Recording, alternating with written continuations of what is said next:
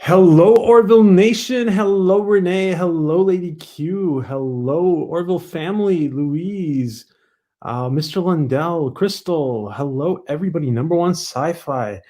Hi, everybody. Happy Latchkum Sunday. Hello, Donald. Hello, Dega. Hello to everybody. Wow. I have not been doing this for a week, and it feels like I haven't been done it in. Hello to ages. everybody. Wow. And I do that rookie mistake every time because I like to leave one window open, and there we go. We get that echo I get rid of. How is everybody tonight? How is everybody Sunday? How is let's see. I know my forehead. I know. Yep. How are you, Stephen Klein? How is everyone? Happy Jaloja to everybody. Wow. Yeah, so I was really looking forward to getting back on the saddle. And hello, Jeff.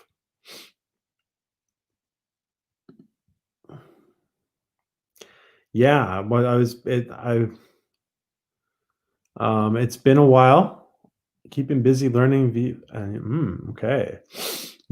Orville family has a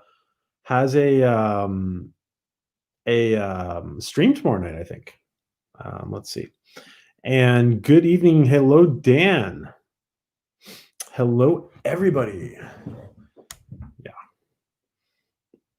Yeah, Mr. Lundell. I got to get.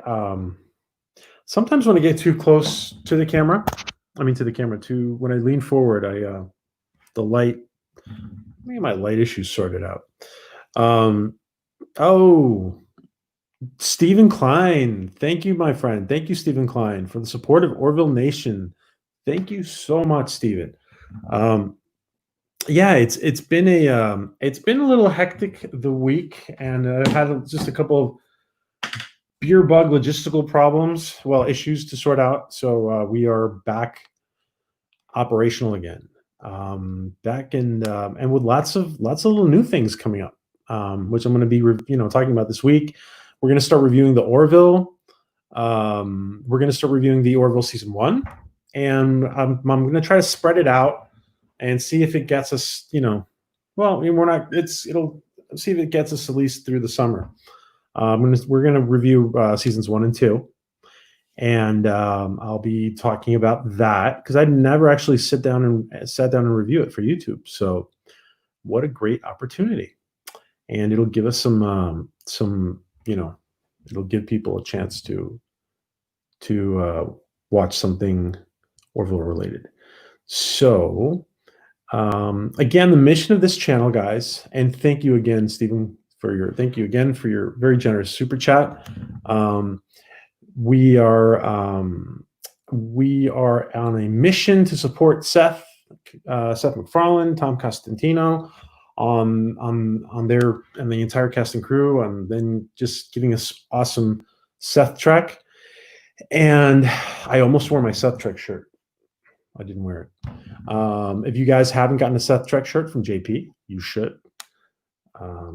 And the other part of this channel, the other mission of this channel is to keep us engaged and to connect everybody to Orville podcasts and channels. And a very new Orville channel that we are connecting everyone to is the Orville family, started by Ellie.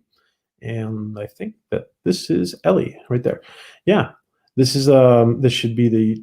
I assume this is the link to the Orville family. So please sub if you haven't. They're kicking off activities this week. I think it's tomorrow. And hello, Cryptic. Hello, Jim Henry. Hello, everybody. So they are a new Orville channel. Very exciting. Very, very exciting. And Ellie is very nice, and she's got a lot of stuff planned. She's a lot of cool stuff planned. So we will see. We will see what she has up her sleeve. Yes, and that's the channel. Thank you, Lady Q. Thank you. And everybody who has a wrench, don't forget, everybody, all the content creators who have a wrench, please go ahead and plug your channels during the stream. During the stream, yes, you are very nice. um, absolutely, yes. And you guys are going to enjoy. I think there's a lot of stuff on the horizon that's very interesting related to the Orville family.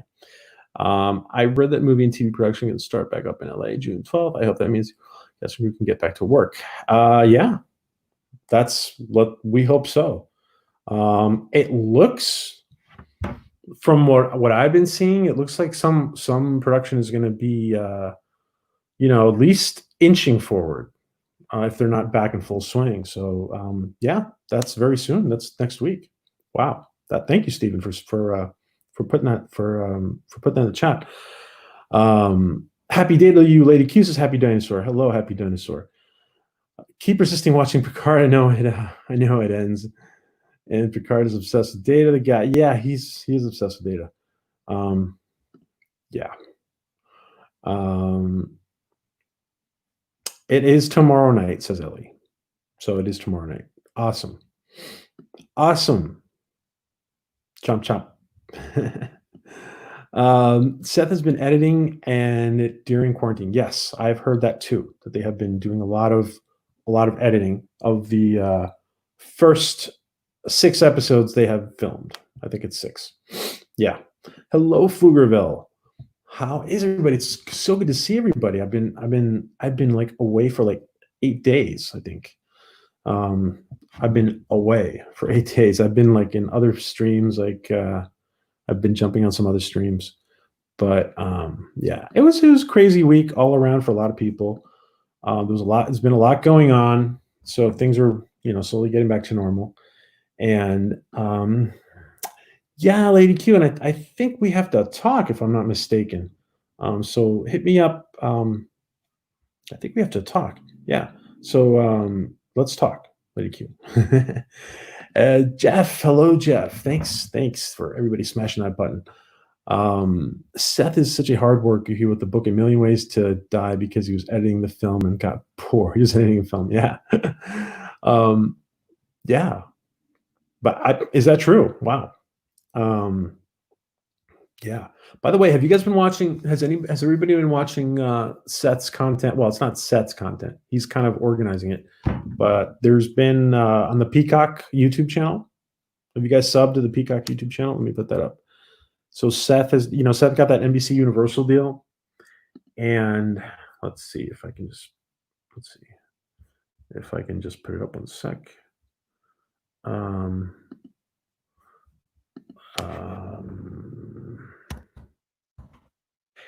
And let me say that in about an hour, we're going to have a guest. And this guest is somebody you've all heard of. Most of you have heard of in the Orville community. But it's been a while since we heard from her because she was doing kind of an Orville-related project. And she's going to jump on with us and tell us what is up with her Orville-related project. And that's Nancy, who's going to join us.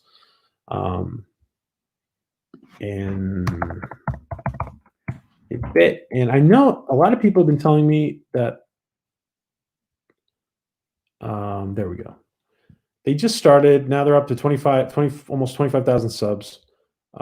They started a couple weeks ago. And yeah, I think Seth is behind the organization of this project. So if you want to check out some content, it's not really Seth's content. It's more, I think it feels like he's organizing it. I'm not sure if maybe we will see some original Seth content on there at some point. I know we have a lot of Seth fans in here. By the way, Ellie from the Orville family is one of those people. She's just kicking off her channel tomorrow. Is one of those people who did not come to the Orville through Star Trek. So that's interesting. Yeah, so that's the NBC Peacock channel. And sub to it. Just do Seth a favor and sub to that. If you guys like it, fine. If not, that's fine. None this month, though. There's no content on this month on the Peacock channel. Really?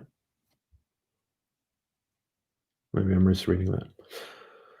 Jim has seen a couple things on Peacock. Lady Q has seen them. Those are awesome, says Renee. Hello, Steph. I saw, Steph, your comment that I'm fashionably late. And yes, I'm trying to be very fashionable. So how are you? Say hello to Captain Robert. Hello to Captain Robert, Steph, please.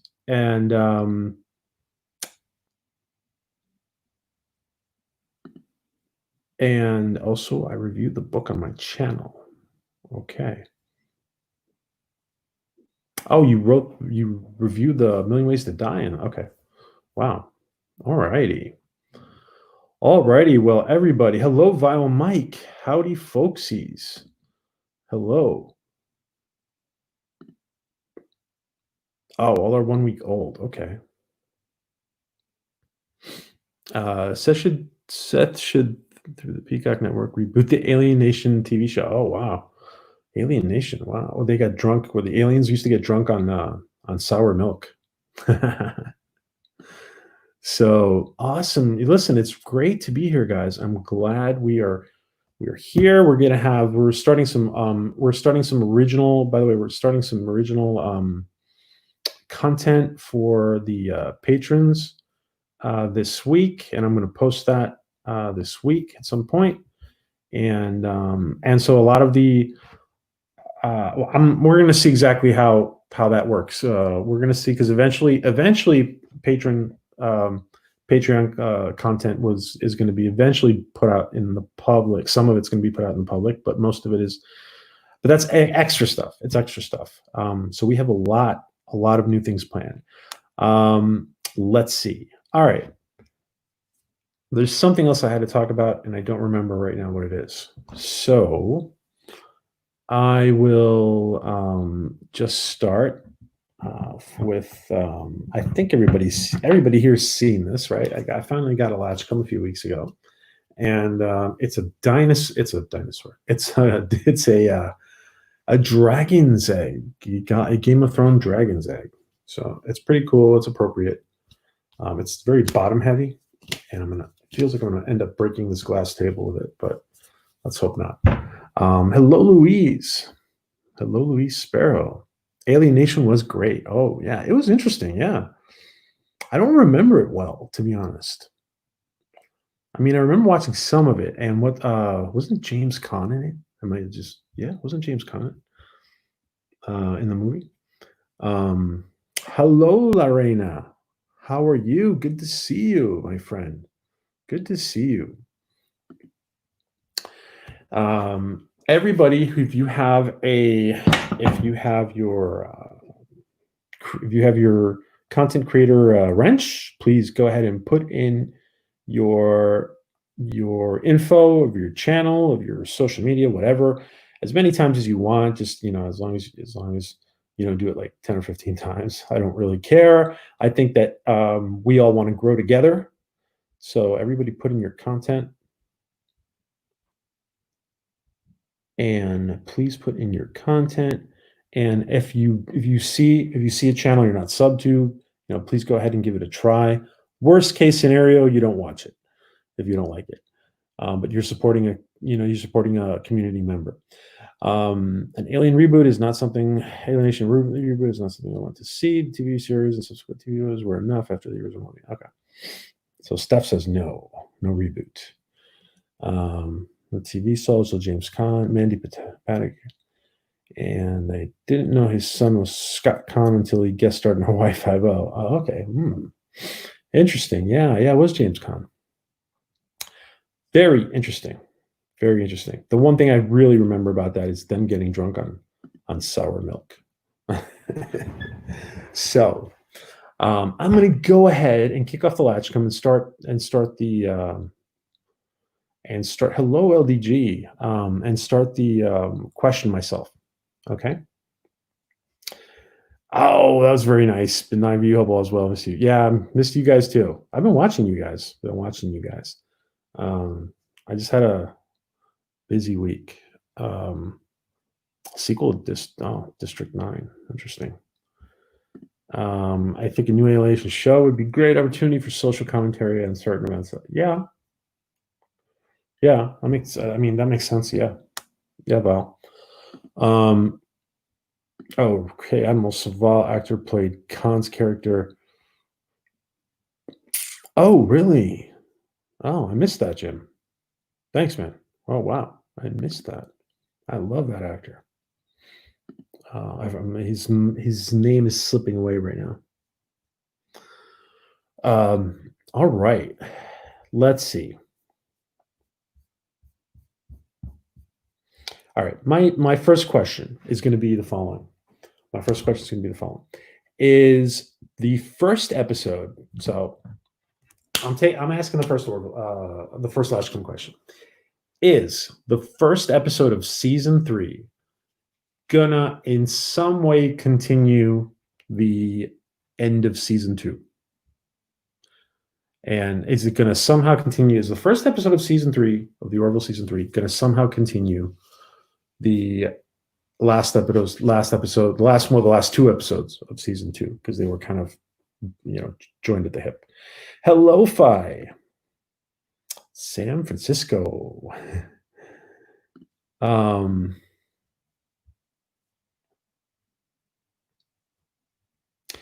So what do you guys think?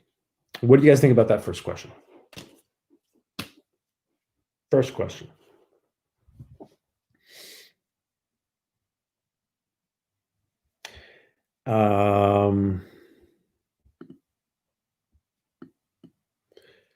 They will continue, but with temporal twist. Some people have said that there may be a change in the timeline in episode 1, season 3. Some people are saying there might be little changes. And hey, Script Doctor, how are you? Hail, my friend. Hail. It's going to be like Flashpoint, says LDG. Some things have changed. As a couple of people saying that. Some things have changed for episode 1 of season 3. Little differences. I think the opening of season 3 will start with a space battle with Kalon. Really? Oh. That's interesting, Stephen. That is interesting. You would say that. Tink, how are you, my friend? First, they're going to intro new crew. Oh, yeah, the new crew. Charlie Burke. Yes, new crew, says Tink. Don't forget the new crew. Captain Trek. Hey, Captain Trek. How are you, my friend? Oh, just like your new avatar, just like throwing me a little bit. I like it. I like it though, Captain Trek. I think Seth will play fast one. The first episode will have nothing to do with the events of season 2 until the last 2 minutes. A connection will be made. Oh, that's interesting, Val. That's interesting. We know the uniforms have changed with season 3. So far, that's about it. Little tweaks.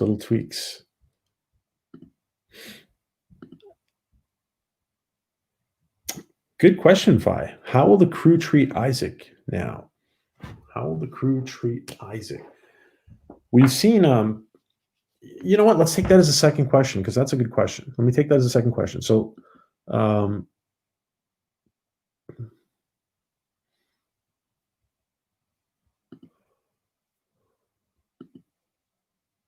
Ty is a girl now.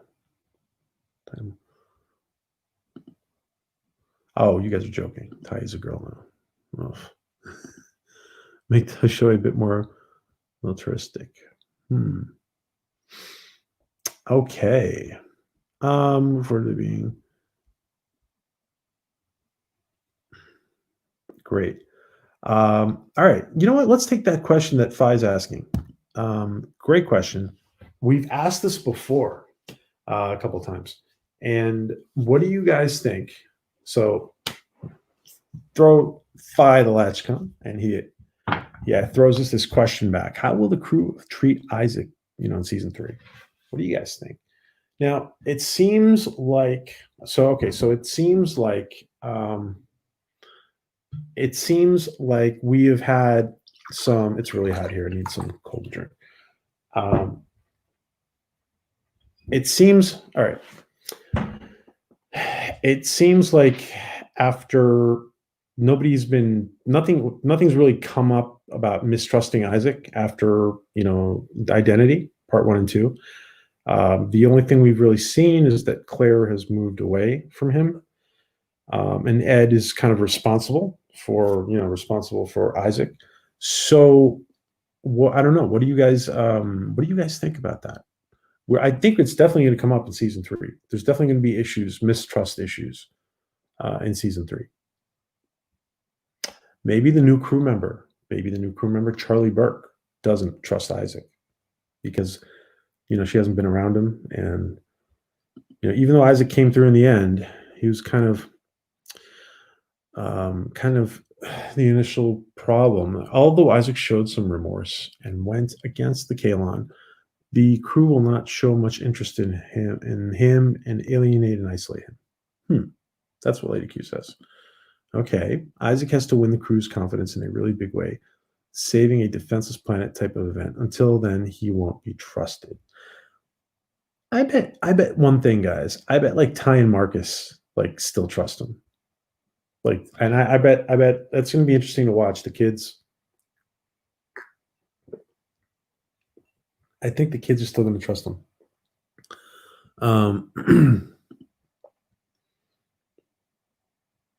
Season 3 should open with narration by Morgan Freeman. That's interesting. Will the Union want to take him apart? Oh, will the Union want to take him apart? What do you guys think about that? That's a part 2 to Fi's question. Yeah, what do you guys think? What makes Isaac tick? And that has only very briefly come up, that question. And yeah, that's kind of like the Data episode from TNG, but it's much more, in this sense, it's much more justifiable because the humans need an edge. The Union needs an edge on the Kalon. The Union needs an edge on the Kalon, and what if they need to find out what Isaac's made of to try to gain an advantage to be able to defend themselves. I think that Clara will eventually get back together with Isaac, and her kids will eventually not be scared of him. I'm not sure the kids are scared of him, actually, to be honest. Hey, number one. I'm not sure if the kids are scared. But yeah, I think the kids are going to definitely. Do you think Claire's going to turn back to him, right? Hope the crew puts constraints on Isaac. That's it. That's what Jeff B says. I hope everyone starts to hate him. Apart from Dan, he's too good to hate. Cryptic loves Dan. Also, Isaac finds out the creator is still alive and goes on search for him. Oh, yeah. And it's come up several times, and I think maybe even Cryptic said it the first time, that maybe in that Cavalon Zoo, there are Kalon biologicals. I remember Gordon and Bortus not trusting him. Some will be okay with him, but many will give him the side-eyed, downright ostracizing. Yeah. Like Dr. Pulaski, but not the total bitch asshole factor. Keep that. I suspect Isaac will be going through something similar to Worf's discommendation while the rest of the crew judges him by his actions. That's interesting. Interesting, script doctor. Yeah,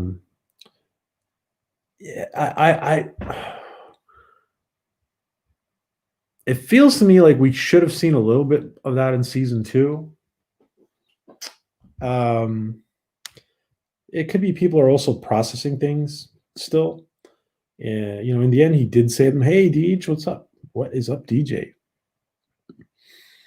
The Union wants to take him apart. He uploads himself into a human body. A chance for Mark to be put out of the costume for a. Oh yes, Cryptic has been watching too much Picard. I'm just kidding, Cryptic. That's interesting. I like that. That's interesting. I'm sure Mark will like that. To be able to. So, what do you guys think? Do you guys think they're going to want to take him apart? Do you guys think they're going to want to take him apart? Hello, mountains. Hello, hello, hello, hello, doctor. The union, if you remember, wanted to be put on a soft. Yeah, they wanted an off switch on him, but Ed fought against. Yeah, yep. Listen, they could totally. I could totally see them come back, and we could have an episode very much like what Data went through in TNG, and where Ed has to stick up for him, and let's see, Jeff, DJ, and we have a super chat from Scrody McBoogerballs. Thank you, Scrody. That's right. Yeah, right. Scrody. Thank you for that very, very generous super chat. Great name, by the way. Welcome, Scrody. I said what? But I said what? In the but Latchkum. Throw it. Okay. Thank you, thank you, Scrody McBoogerballs. Yes, Latchkum rules. Yes, thank you, and thank you for that very, very, very, very generous super chat, Scrody. If you have a content, please let us know, and yeah, please let us know, Scrody, if you have content.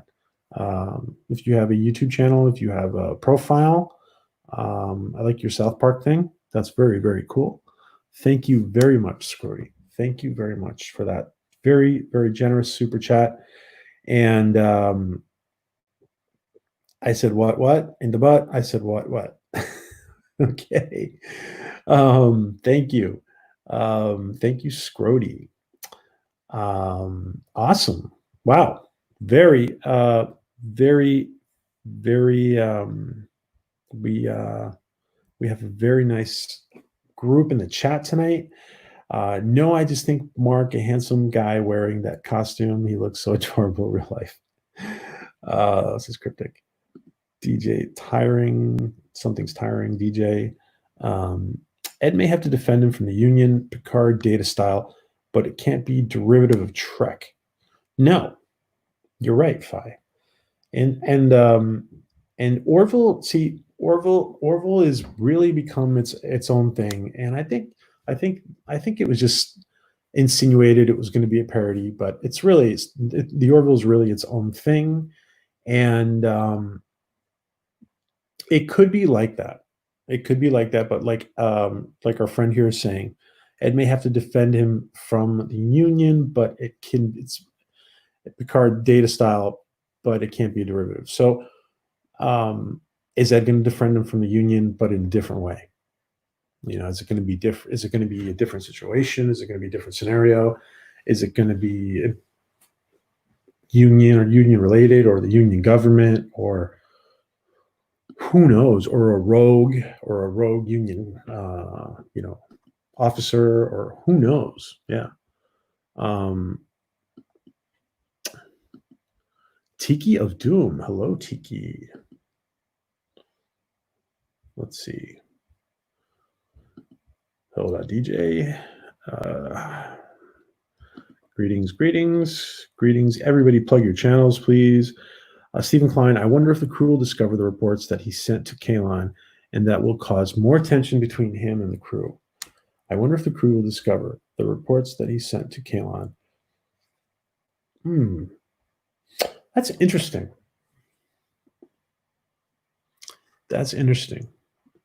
His observations.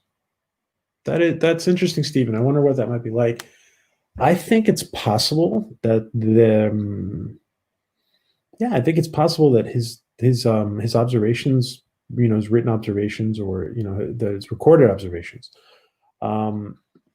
might cause tension. Yeah, that's very possible. Yeah. Hit the like button or else, says Deej. Thank you, DJ. I hope so. Cryptic more simulator time in the human form. Isaac, the ladies want to see Mark in person. Wow. All right. Isaac will leave the Orville to seek out the creator of the Kalon. Oh, you guys are liking that, huh? You guys are liking that. Let's start.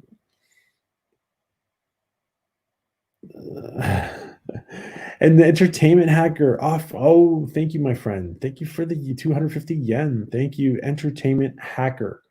And guys, if you haven't subbed to entertainment hacker, you must, because he's freaking awesome. And he's a good friend, and he's freaking awesome.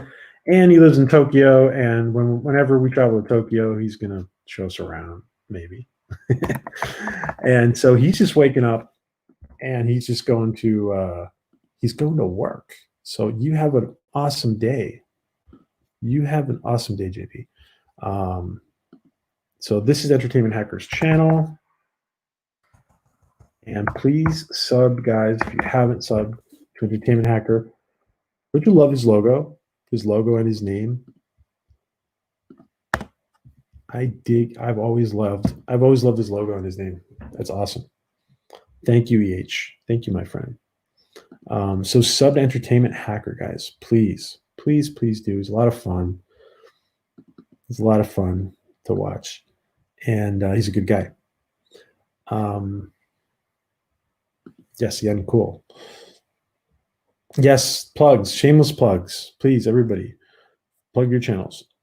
Find Damaged a few episodes later, and the Orville will find him Damaged a few episodes later, and he will think Ed is the creator. Says looking for the second part of that. Interesting, Jim. Wow. Way to go, hacker. Yeah, way to go, hacker.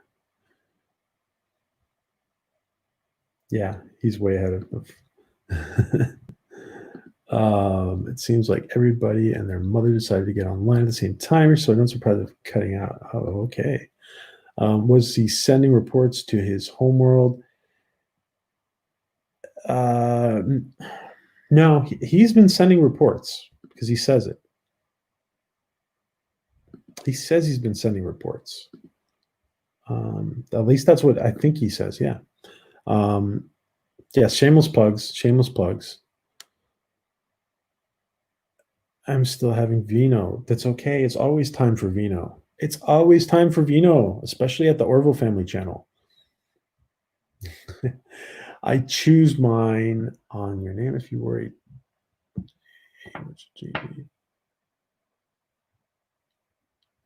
Okay.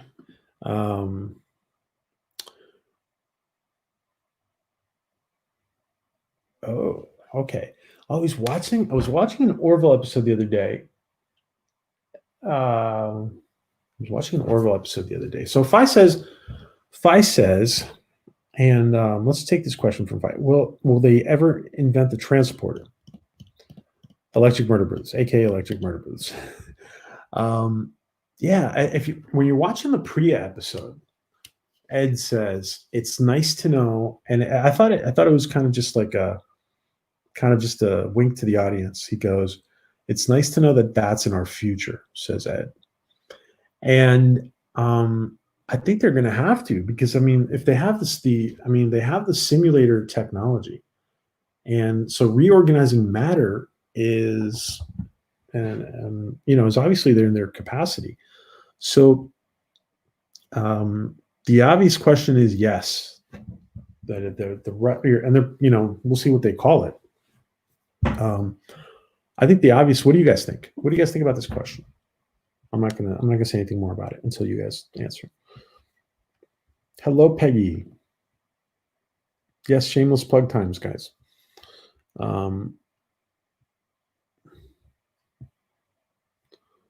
Hello, Bonnie. Hello, Big Mac. Guys, Big Mac. I hope Trey doesn't mind me calling him Big Mac. Trey is having Robert Meyer Burnett on I think it's Tuesday at 8 p.m. Central, and that's going to be something to watch. So don't miss 8 p.m. Central, 9 p.m.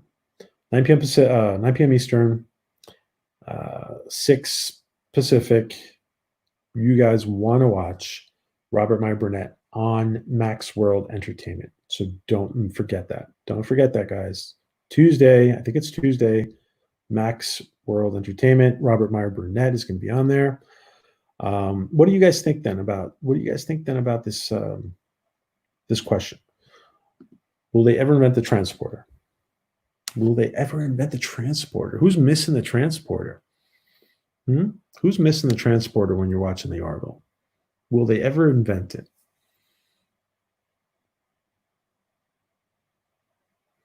Let's Talk Star Trek YouTube channel. Cool.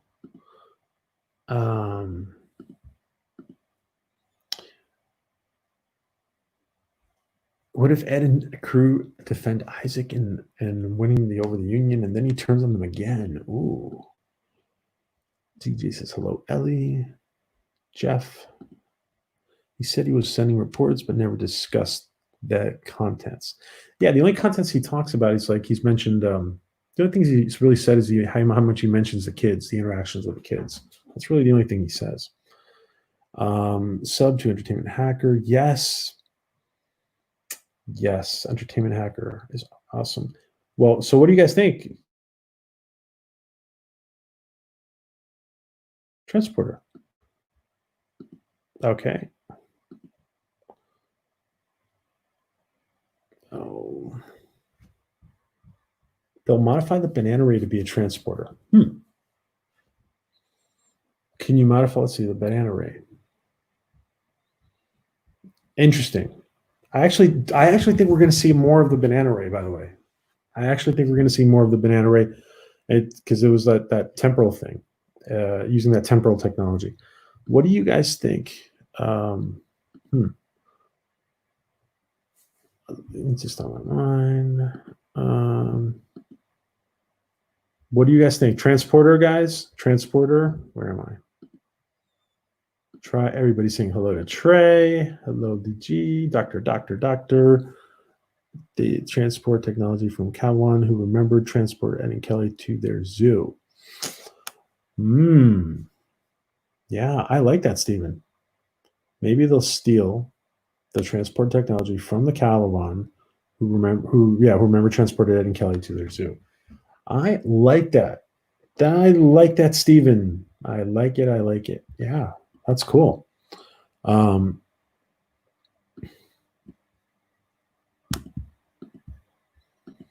Okay, let's see. What do you guys think about transporter technology? Maybe they acquire the technology from Dan's race or some other new race. Dan, we have so many Dan fans in here. Seth, when are we going to get a Dan-centered episode? These people are freaking out about Dan in the chat. Cryptic is one. I want them to, as long as they don't go full Tuvix. Split into two different people. Tuvix. Tuvix. The race with the zoo has beaming ability. Yep, Peggy. Yep, the Calavan. Yeah. Peggy says the same thing. Peggy says the same thing. Let's see. That is skills. So let me throw my 2 cents here. They weren't invented as they discover the truth that it kills a person and represents a replicant. Oh, yeah. Wasn't like an outer limit. I think I talked about it. It was like an Outer Limits episode about that. Was it Outer Limits? They might invent, Taylor says they might invent something similar, call it particle transfer or something. Yeah, it'll be similar. Ooh, transporter. Seth MacFarlane mentioned something about that in an interview, and I can't remember what he said. Oh, he did? Really? Tink. Please tell us, Tink. Stop the press. Bird of Prey is in the house. Kapla, Bird of Prey. We will never live to see a transporter. And on the Orville, or we'll never live to see a transporter in our lives, Bird. Because I have one in the garage. I'm just kidding. I always had problems with it in Trek. Isn't it a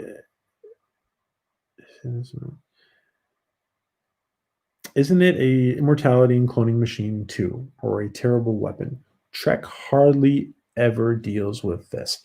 Yes, and this has come up before, Phi. This has come up before. And what if the transporter technology, instead of being like a transporter technology, what if it's more like, because what if, because that's a good point. What if the person you're thrown into the transporter, Like it's just a clone. And I think, like I said, we talked about this before. I think it was an Outer Limits episode. I forgot what it was, but there was a space station in this sci-fi thing I saw, and I think it's Outer Limits, but maybe it's something else. And people would travel, and every time they would go to this space station, and they would transport the space station. Then it was like an intermediary. It was an intermediate point, and they would transport across the galaxy or to whatever, to another star system. And there would always be a clone that would materialize after the process, and they would have to kill the clone. And one time it didn't work or something like that. So this is this issue has been touched upon in sci-fi. What if the transporter technology is not so much transporter, but what if it's like a mini wormhole? What if it's like a mini wormhole or something like that, or something different? And that's a good point. That hasn't been addressed.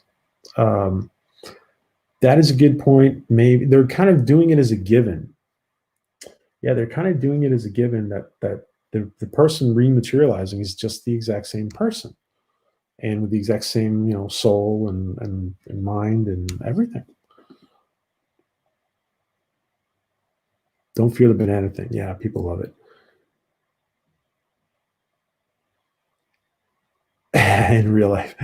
Well, we're talking about on the Orville. Cadet Mark merges with Isaac, becomes a cyborg. Oh, Stephen and I are Cadet Mark. Stephen and I are on the same wavelength. Okay, yeah. Transporter might too much like Trek. CBS has probably already ticked that Orville's killing them in the numbers. Star Trek is just a Star Trek is a walking wreck. That's what it is right now. Bonnie loves Dan too. All right, Seth. If Bonnie from New Zealand loves if Bonnie from New Zealand loves Dan, you got to do something. You got to give a little bit of Dan in an episode. Let's see. Hail Dan. Yeah, Dan's. I gotta say, I'm a little surprised at how much Dan has been coming up. Where is this? Dan has been coming up in the last few weeks, even more than normal. Dan Center episode. He knew the one break the fourth wall. Yeah, you guys have said that before. Dan would be the one to break the fourth wall. That's funny. Dan's okay, says Ellie. Orville family. Bird of Prey 5. Let's see. There's no video on it.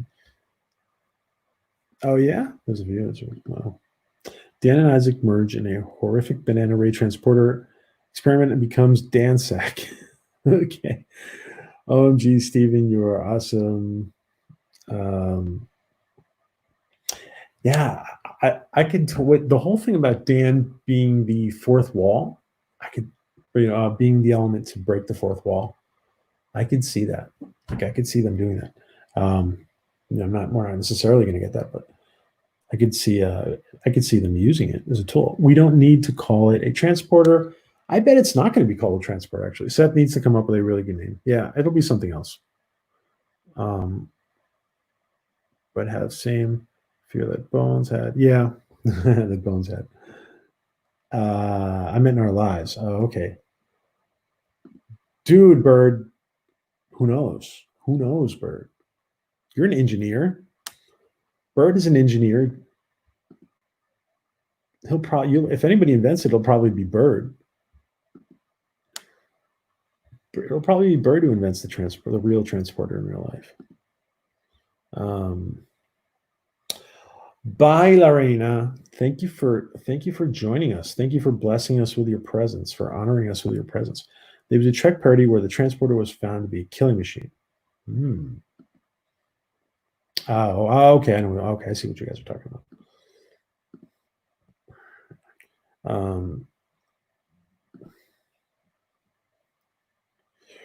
TNG episode where Riker is split into two different people. Thomas, yeah. Thomas Riker.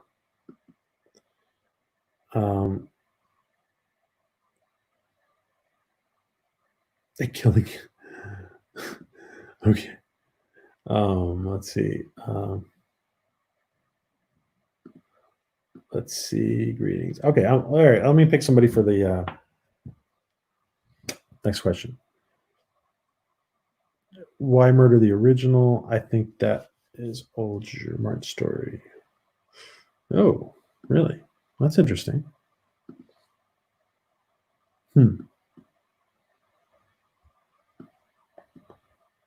That's an old G.R. Martin story. Does it work on salads? Okay, guys. Let's see. Latchkum. I'm picking somebody. Hey, Adega, what's up? I just saw you. Birdo Prey. Birdo Prey. Do you want to ask an Orville related question? An Orville question to the rest of the gang?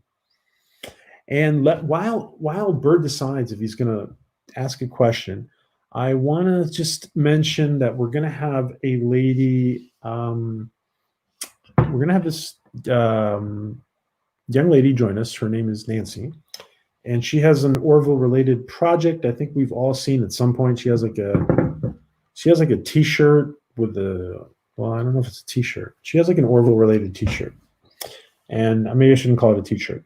And it's like a command blue T-shirt, and she's gonna, we're just gonna bring her on. It's an Orville related project, so we're gonna have her tell us. We're gonna have Nancy tell us about that very soon. Let's see. Bird. Does you want to ask? Do you want to ask a question, Bird? An Orville related question. So we take the Latchkum, we throw it to Bird. Oh, pray 5. Bird, oh, pray 5. Do you accept? Do you accept Latchkum? Do you accept the Latchkum, Bird, oh, pray 5? And we'll give him a sec to think about that. And we're going to give him a second to think about that. The Bird is up to it. And Dega, my friend. Dega. I have been meaning to talk to you. We got to talk. By the way, Mondays, Adega and Fortean Barber have a really cool show, which is looking like it's going to be, the next Coast to Coast, the next Exozone, Fortean and Adega. So check that out, guys. And that is on Fortean's channel. So let me just Barber. This is the channel it's on. Don't forget to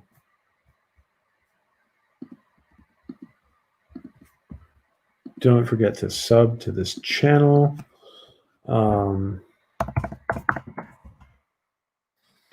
And Fortean and Adega show is on this channel, on the Fortean channel. And that's on Mondays. And Adega says he had to improve his audio for that. All right. So Bird of Prey must be like eating dinner or something, and he is not going to take the question, as I see. So let me just, I don't see him. Did I miss it? No. Okay. So Bird of Prey is, let me pick somebody else. Did I miss it? Okay. Last comment we had from Bird was, if anybody breaks the fourth wall, it should be the bartender. All right. So let's pick another Latchkum person. Let's see. Boom. Yosef. Would be a killing machine. Yeah. So we take the Latchkum, go to Yosef. Yosef, do you have an Orville or Trek question for, preferably an Orville question? Do you have an Orville question for us, Yosef? Do you have an Orville question? Hello, John. Nice of you to join us, John.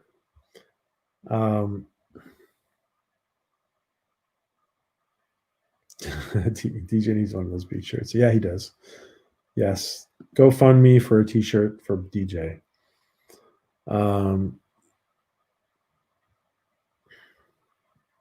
Yosef, do you want to take the next question? Joseph, question. Latchkum, are you up for it?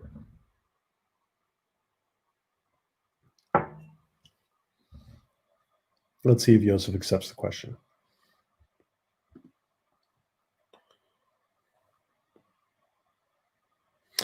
Yeah, they're on earlier. So don't forget that these guys are on in a little bit after lunch on East Coast time, and then in the evening, Ellie has her Orville family show. And Ellie, if you can do me a favor, let's see.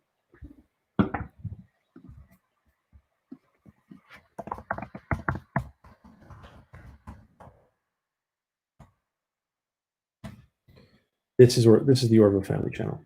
Wow. You have 77 subs already, and you haven't even started live streaming yet. Damn. All right. This is the Orville family channel. It's a brand new Orville focused channel. And guys, we're gonna have more and more Orville focused channels. Season 3 comes around. Watch the Orville explode after season 3. I don't mean the ship explode. I mean the show. It's gonna blow up. It is gonna blow up after season 3, my friends. Please sub to the Orville family, and they're starting tomorrow night. They're launching 4 p.m. West Coast, 7 p.m. Eastern, and that is Ellie behind the Orville family. Hey, Mortimus, we just started 45 minutes ago, I think. Let's see. All right. So Yosef is not answered. Okay. So everybody I pick on doesn't want to answer. So we're going to take the question from, let's see, Phi is giving us another question. Will Union become more warlike now? Let's take this one. So Phi is accepting the Latchkum that nobody wants. And he's throwing us another question. Will the Union become more warlike now?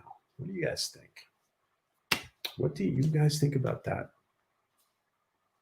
So, all right. So the Mocklins, there's tension with their one of their main allies, who is one of the major providers of weapons for the Union. There's tension there. There's the great battle with the Kalon, the great threat of the Kalon. The only thing that's gotten a little better is the whole thing with the Krill. The Krill, some people say that some people even say that Gordon is a hero among the Krill. So who says that in here? Who's the person who says that in here?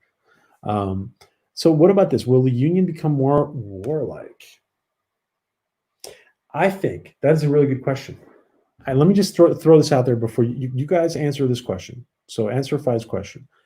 Let me ask you this. I'm gonna put this out there.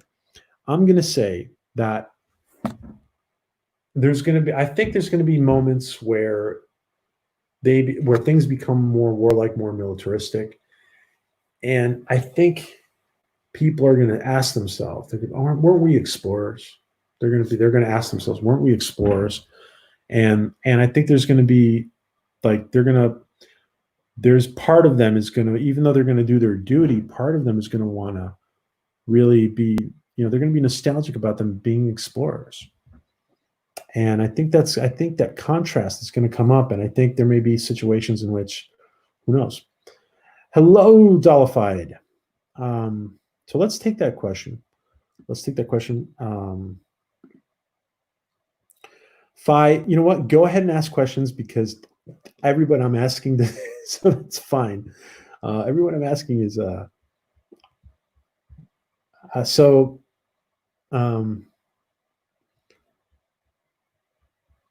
let's see. Where am I? Yeah, you already have like 80 subs. Wow. You guys have been pushing her channel, huh? That's great, DJ. That is great. Guys, we all have to grow together. Channels that are starting out DJ is doing something great. We all try to do it. We have to support. We have to all grow together. Okay, we can all grow together. There is no competition out there. There's room for everybody here. There's room for everybody. They may blow up the orbital ship in an alternate dimension, says Taylor. Um, yeah. I meant the Orville show is going to just blow up. More militaristic, guys. More warlike. Something is going to explode, blow up, and I don't think it will be the ship. So don't freak. That's Dollified. Hello, Ellie will hit 500 subs before I do. You don't have 500 subs. You have like DJ. You have like 4,000 viewing hours already. We got to get your subs up. You're almost ready to be monetized. Equal more warlike. Does becoming better equipped equal more warlike? That's an interesting question. Mortimus. Depends on if the Krill maintain treaty. Here's a Latchkum question. All right, you know what, Jim? I'm going to take that next one. I'm going to take that one next. I'm going to go back to it. Let's answer Phi's question. Definitely the Kalon will be back in the fight. I just hope everyone likes what I put out. Is it for you? Oh, this is Ellie. Okay. Yes, I'm sure we'll like it. More Orville content, Ellie. Yes, we'll like it. I hope it doesn't become more warlike. I don't need it to be a copy of Trek, but it's purely focused on war. Yeah, I think the Union will be forced to be more warlike because they faced so many enemies.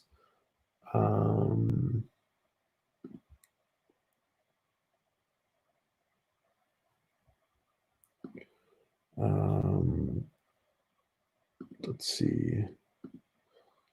Damn, you got 4,500 viewing hours. We gotta get your subs, Deej. Deej, if anybody in here is not subbed to DJ Odyssey, DJ, please put in your channel. You must be subbed to DJ. It's great content, great community, great gang. And we're gonna go to Jim. We're gonna go back to Jim's question. Union.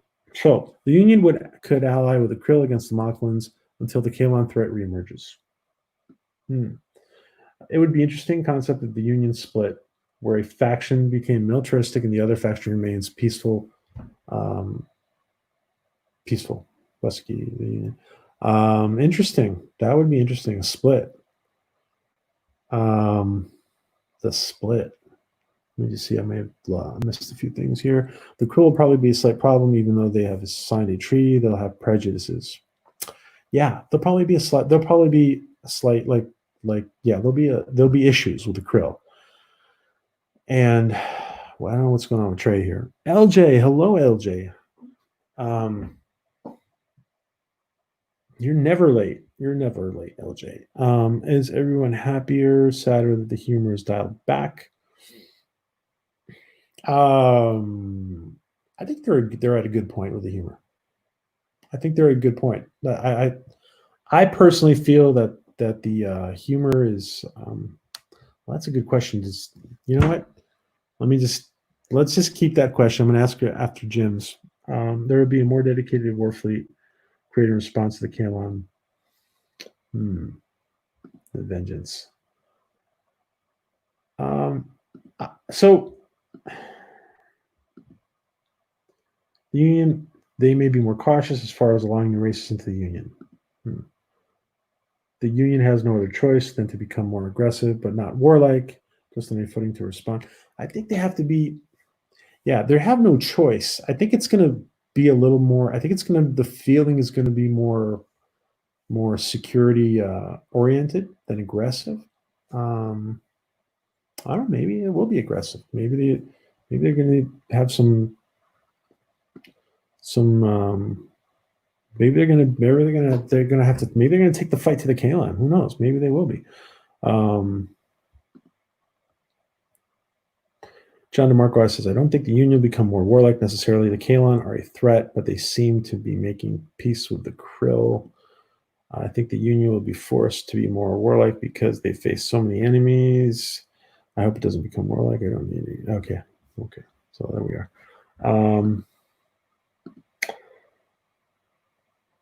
You really, Mr. Lundell? Wow, guys, please sub to Mr. Lundell. These guys should be monetized. They're just lacking their subs. So please sub to Mr. Lundell as well. Thank you, Mr. Lundell, for mentioning that. 200 subs? No way, dude.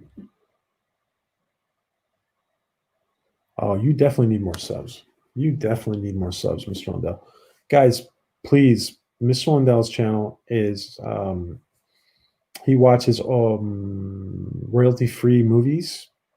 Like entire movies are on his channel, old movies. Please check it out. He kind of does it's a little bit like a little mystery science theater going on in the chat sometimes. It's great. Please check it out, guys. All right. Yeah, the orc-like people that defeated the Krill. Yeah, those have come up a lot in conversation. The Union will. So Steven says the Union will help fight the orc-like people that were on that Krill, that destroyed that Krill ship that Ed was on. Very interesting. Very interesting, guys. Okay, let's take Jim's question. It's definitely a more dynamic universe to write for now. Looking forward to season 3. Oh yeah, definitely more dynamic. Yeah. Guys, season 3 is going to be awesome. Think about this for a second. Number one sci-fi is sitting at 91 subs, so any help past 100. Yes, guys. There's definitely people here who are not subbed to number one and to Mr. Lundell. So please do, guys. Please do. Think about how Seth turned up he just turned up the dial in season 2. And they did it they kind of lulled us with a romance, and then boom, they hit us with the identity episodes. And I think that surpassing not what is it called? I think that's surpassing our expectations as a show should do, instead of what is it that Kurtzman says and JJ says, suppressing expectations. Yeah, I think that surpassing our expectations is going to happen in season 3 again.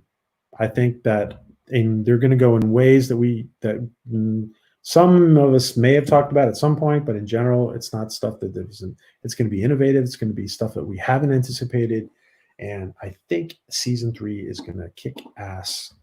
And I think that it's going to put the Orville on a whole different level. And watch what happens. Watch how many Orville YouTube channels pop up after season 3. Watch how many YouTube channels for the Orville are going to pop up after season 3. And speaking of that, here's the Orville family, the new YouTube channel who is off tomorrow. Orville family, please put in your YouTube channel again so people can sub. Hello, CCDV, Mr. CCDV. All right. I want to go back to Jim's question because he had thrown us another question. And Dan. Let's just take Dan's really quick because I just came upon it. Then we're going to go to Jim's. What do you guys think about this question?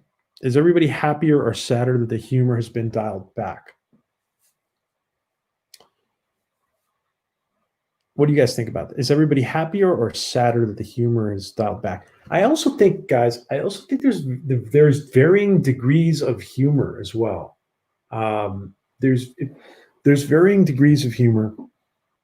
Once you have the context of everybody understanding the characters, I think that there's a lot of humor that can be inserted when people know the cast, the characters. When people know the cast of characters, there's a lot of humor that can be introduced in very subtle ways.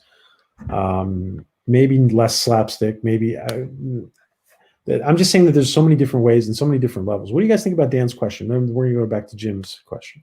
So are you guys happy where the level of humor, or the formula, let's call it the formula of humor is? What do you guys think about that? Are you guys happy where the level of humor is?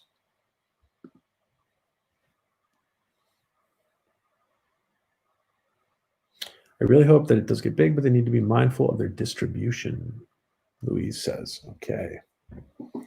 Subvert. Thank you, Phi. Subvert expectations. Thank you. Seth surpasses. Absolutely. Absolutely. Yep. That's what I wanted to say. Kurtzman subverts and Seth surpasses. That's a t-shirt right there. I really hope it does get big, but they need to be mindful of distribution.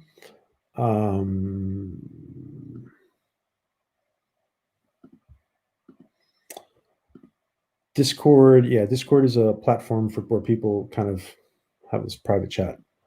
I don't know, were you in the UK, Dan? Happier, but I love the humor.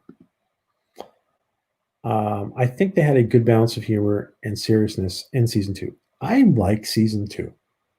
I do. I actually even like season 1, to be honest. Like, I'm okay with it. Like, I think they're. By the way, do me a favor, guys. Go back and watch. We're going to start reviewing Orville season 1, and I'm going to talk about this. And go back and watch the first episode. The first couple of episodes of the Orville. I think that some of them, like some of those first episodes, we're gonna be able to view it in a different light now that we understand the universe, the Orville universe. Because I think that what happens is when we're starting to watch a new show, we are in a very analytical mode, and I think I suggest people go back and watch the first couple of episodes of season 1. So, good balance of humor and serious in season 2. There's so much you could do with those storylines. Tink. Discord is evil, says the Orville family. Happier, but there must be a balance, says Phi. Happier, but there must be a balance. I think they found a good balance. I'm glad it was dialed back from the beginning, but I wouldn't want to see it disappear. Yeah, we don't want to see it disappear. It's unique to this universe, and it's nice. I don't know, guys. When I watch the Orville, I see a lot. It reminds me a lot of MASH. There's elements I just think a lot. I don't know why. I think a lot about MASH because MASH had this, it started off very, very comedic, and then it gradually changed. It reminds me of some of those season 4 or 5, at season 6, like some of those mid series seasons of MASH. I think the humor is a good balance. The show needs to be serious topics palatable. Yeah, I gotta say this. By the way, the humor, the incorporation of the humor, guys. The incorporation of the humor also highs and lows, emotional highs and lows in an episode, in a series are important. And if we can have the highs and lows, basically the roller coaster, the greater the roller coaster means that we're going to experience all these different emotions. And so humor cannot be removed from it, shouldn't be removed from it. Actually, I think it ups the ante. We're invested emotionally a lot more in the show. It just ups the ante for everything, for all the emotion in the show, guys. That's my point of view. I think the humor will always be there. We're getting to know a couple of characters. They'll be the way I least expected. Yeah, sorry, I've been rambling on. Glad the humor is dialed back, but not totally ditched. Good balance now. Yeah, it seems like a good balance. I was counting the dick jokes in the early episode. Yeah. Potty humor, smart humor, yes. Writing has been thumbs up. Potty humor, potty humor, smart, yeah. Smart humor, yeah, that's smart humor. Little dabs of potty humor, depending on if it's the right. I don't know. For example, I thought it was hysterical. For example, that John did like the statue humping in that episode. It was just like, it depends if it's appropriate for the character, and like, because like Gordon and John have those moments of them being just like whack, a little wacky. I think Seth is trying for a sophisticated kind of humor, and I like it. Yeah, I think it is balanced well. Humor analysis, Adega, science fiction author, Adega outlaw. says, and we can quote him on this, I think it is balanced well with the humor now. Doctor and author Adega Outlaw. In general, I'd say happier, says John. Star Trek, especially in the TOS, always had some kind of humor, and I think they need to. Yeah, TOS had moments of humor. Yeah, it makes it more realistic. Thank you, Stephen. That's what it makes everything more realistic. As long as they maintain a balance between serious parts and funny parts, and they'll be fine. Let's see. You should never lose the humor. Star Trek has always had the humor. If Seth track is really going to follow in their footsteps, then it has been a part of the theme. Yeah, I'm not sure we can say. I'm not sure we should be saying anymore that because we're all guilty of it, and we overcompare. I think Star Trek to Orville to, and I've been very aware to try not to do that lately. Even Trek had a healthy balance of humor and horror, realism, and fantasy. Yeah. If Seth got away from Trek now, would the Trekkies who fell in love with it just fall out of love all of a sudden? If Seth got away from Trek, all right, let's hold that question, Orville family. Let's hold that question. I'm going to ask it as the next one after Jim's. I've done that in the jokes in the first few episodes were forced. Yeah, there was some that seemed a little forced. I also think it's because we're see, that's why I also want you guys to go back and watch it, because some of them fit in better. Like they seem to fit in better now that we understand the characters. The Orville family, Ireland, actually, and it's getting. Oh, okay. Yes, throwback is MASH is a throwback. I love MASH. I love MASH. I didn't watch MASH until I didn't watch it really when it was out. I watched it later. And our Starfleet meteorologist, Katie Nicolau, has binged it recently, the whole thing of MASH. She loves it. She's like 23 and she loves it. Okay. Mash the like button, says Fi. Dance makes noise. Okay. I'm falling way behind. I got to go find Jim's question. Let's see.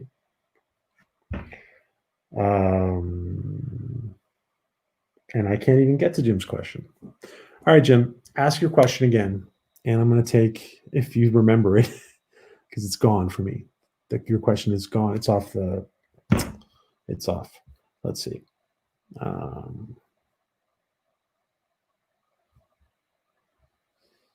What about this? Let's take this question, or Ellie's question, the Orville family. If Seth strays, all right. So if Seth strays from Star Trek in his production of the show, will Star Trek fans be if he strays too much from Star Trek, what we know is Star Trek, or the kind of show, let's say the kind of show that Star Trek is, if Seth strays from that, will Trekkies who fell in love with the Orville fall out of love with the Orville? What do you guys think about that? What do you guys think? Will people, if Seth goes away from what Trek is, what will happen?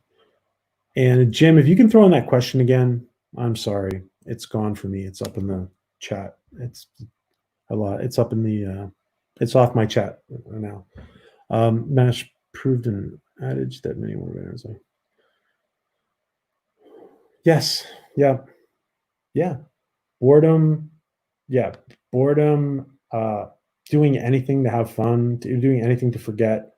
Followed by terror and horror and 24-hour days and craziness, and yeah, a lot of mixed emotions in MASH. If Seth got away from Trek, it would depend on which direction he goes, but I would still give it a shot. Funniest thing was seeing Isaac sitting in underwear. Yeah, that's my. I have it as I use that picture as an avatar when I'm not on kill. Watch. You guys know this. That's a great picture. I love that picture. Funniest thing was seeing Isaac sitting in the underwear and a t-shirt. Doesn't get any better than that. I agree. That is awesome, Stephen. If you want to stay true to Trek stuff, you don't actually like the Orville. If you don't want him to stay true to Trek stuff, you don't actually like the Orville. I would say that he's doing the show in the spirit of Gene Roddenberry, in the spirit of Trek, but it's not Trek. That's what I would say. The Gammy Leg episode, I thought I laughed. I like the Orville when it was lost much of the potty humor, but as I will no longer be able to watch it. Why do you guys keep saying you're not going to be able to watch it? You'll find a way to watch it. You'll find a way to watch it. You'll find a way to watch it with one of your friends, Captain Trek. Hey, Storyman Jack. Guys, seriously, did anyone notice the broken coffee cup when Kelly got transported to the future fall and breaking the ground? She never cleaned it up, and I believe before she got mind wiped the second time. Okay. Did anyone notice the broken coffee cup when Kelly got transported to the future? All right, I'll have to check that out, LG. The urinating once a year was a potty joke that was turned into a great episode. Yeah, it was. It was turned into a great episode. Absolutely, Jim. Personally, no, as I started watching The Orville because of Seth, Family Guy, and American Dad. Yeah, there's another one. There's another one, Dan. Another one. So did Ellie from Orville Nation, from the Orville family. Good question. I think I would still watch. I hope he takes Trek further. I agree, Fi. And I don't think, listen, let's just call it Seth's take on Trek. Seth's take on Trek. Seth's take on Trek is going to be better than anything, any kind of Trek we're getting right now, guys. And probably any Trek we're going to get for a while. So,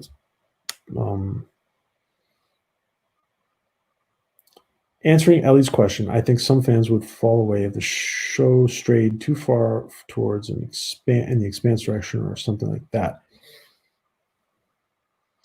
Yeah, see, there's good things about the Expanse, but the Expanse is not Trek. It's not Trek. Yeah. Yeah, Jim. Well, if Seth does something similar to Discovery or Picard, then obviously it would fall into pieces, but hopefully he keeps it going. Oh, Seth wouldn't do that. I don't think he would do that. But hopefully he keeps it going the way he wants to, the way he wants it to, whether that be similar to Trek or not. I think, number one, I think the best thing about having Seth in charge of the Orville, of the only real Trek out there right now, is that he does maintain control. He does maintain control of his IP. Whatever, a lot of people are freaking out with his new deal with NBC and even when Disney bought Fox and all of that stuff.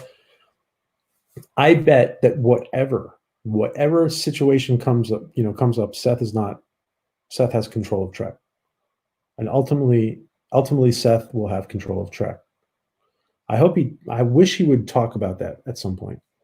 I wish he would talk about that. He would say, like, listen, regardless of any business dealings that are going on, people buying with this, that, moving to Hulu, etc. Don't worry, guys. Fuzzy Door or Seth, whatever you say, we have control of Trek. Of Trek of the Orville. I think it's pretty obvious. I think that's why he doesn't say it, to be honest. I trust Seth. I think he knows that the Geologians fan base will accept. Yes. I don't know. Accept this to happen. If Seth turned the Orville into another dark and gritty vision of the future, I probably wouldn't be a fan. Ooh. Okay. Yeah, but that's not going to happen. Yeah, that's not going to happen. My question was basically, thank you, Jim. I appreciate it. What effect did the past Kelly Banana Ray incident have on current continuity going forward? What do you think will happen? All right. Yeah. What do you guys think about that? So my question was basically, what effect did the past Kelly Banana Ray incident have on current continuity going forward? A lot of people, what do you guys think about this question? What do you think will happen? And what do you guys think? What do what can we see different in season 3? Some people think that the timeline has been tweaked. There's going to be it's slightly altered. What about this? What about Jim's question, guys? What effect did the past Kelly's Banana Ray incident have? LJ says a definite possibility. Sometimes criticized. He is sometimes criticized for being too political. If he tries to tie that in too much and loses storytelling aspect of it, I could see him backlash. Oh, I see what you're saying. Yeah. See, the good part about that, and LJ is a writer. I think LJ like LJ. I think Seth understands Trek, and LJ definitely understands Trek. And I think that he wouldn't make that mistake. No, I don't think that Trekkies. I think there's subtle ways. I think there's subtle ways that he would make something relevant in the story. I don't think Trekkies would stop loving Orville if it moves away from Trek, because the big difference between Orville and New Trek is the quality of the writing. Very true. That's the big difference, Luis. And bye, Taylor. Bye. Have a great day in New Zealand. Bye. Bye, Bonnie. I'd like to see them do a musical episode. Oh, you guys. So many people brought that up. At New York Comic Con, so many people were talking about that, about a musical episode. I truly wish Seth would buy Trek. At this point, I think like anything's possible with Trek. Bye, Taylor. Okay. Modern day Trek wishes it were the Expanse. Yeah. Seth's involvement and knowledge of this Trek past got me interested in what the Orville is going to offer. I absolutely agree with that, Jim. Yeah. Yeah. And Bitson's animation. Yeah. Orville is Trek now. Godspeed, Captain Mercer. Absolutely. Absolutely. I agree with that. Absolutely fine. Guys, Orville is Trek. Actually, it's funny because when you start comparing captains, like compare your captains to other captains, Ed holds up really well. And actually, I like this. There's more dimensions to Ed. There's more dimensions to Ed because we know about his personal life. We know about his. There's more dimensions to Ed, and there's the comedic side, and there's. I think there's things about the Orville guys there's things about the Orville that are slightly better than Trek. It's like Trek, but with the sprinkles on top. Let's just get it's Trek with sprinkles on top. Clearly was a Trek fan and saw the flaws as well. Yes, there were flaws. Yeah. I leave you with the thought of giant killing blob of Yaphet's people. Thank you, Taylor. I leave you with the thought of the giant killing blob of Yaphet's people. Thank you. Oh, Seth was an extra, yeah. Yes, and he did have a couple of lines in Enterprise. Rivers was his name, right? Was he? Yeah, he had Ensign Rivers, was it? I think it was. Yeah, I think nothing will change as much. Minor changes that people will wonder about, like maybe Bortus has a daughter now instead. Oh, hey, what's up, Fortian? Fortian, we're reminding people tomorrow. Guys, tomorrow we have a great lineup. We have Fortian, the Planetary Union barber, is going to be on his coast to coast like show with a Dega Outlaw. Can you just post the time for that, Fortian? I think it's like, I want to say like 1 Eastern, like it's like 7 p.m. Pacific or something. I mean, it's 7 p.m. British time, UK time, something like that. And then the Orville family, right here, the Orville family, Ellie, has her, she is launching her live streams tomorrow for the Orville family channel. So The timeline was already tweaked with Priya. Yeah, the timeline. You guys love to say that. Steven's on the ball. The Orville timeline was messed up in season 1. Yeah, Charlie. Yep, Mr. Lundell. There you go. You guys are saying the same thing. Time travel is forbidden. Forbidden. The Vulcan Science Directorate has proclaimed that time travel is impossible. Time travel is forbidden, says Phi. Do we need the timeline to be tweaked? Eureka used that to change the direction of the show, and it needed to be. So if he wants to use it to change something, it will work, but not just because. Oh yeah, now things have to be thought out.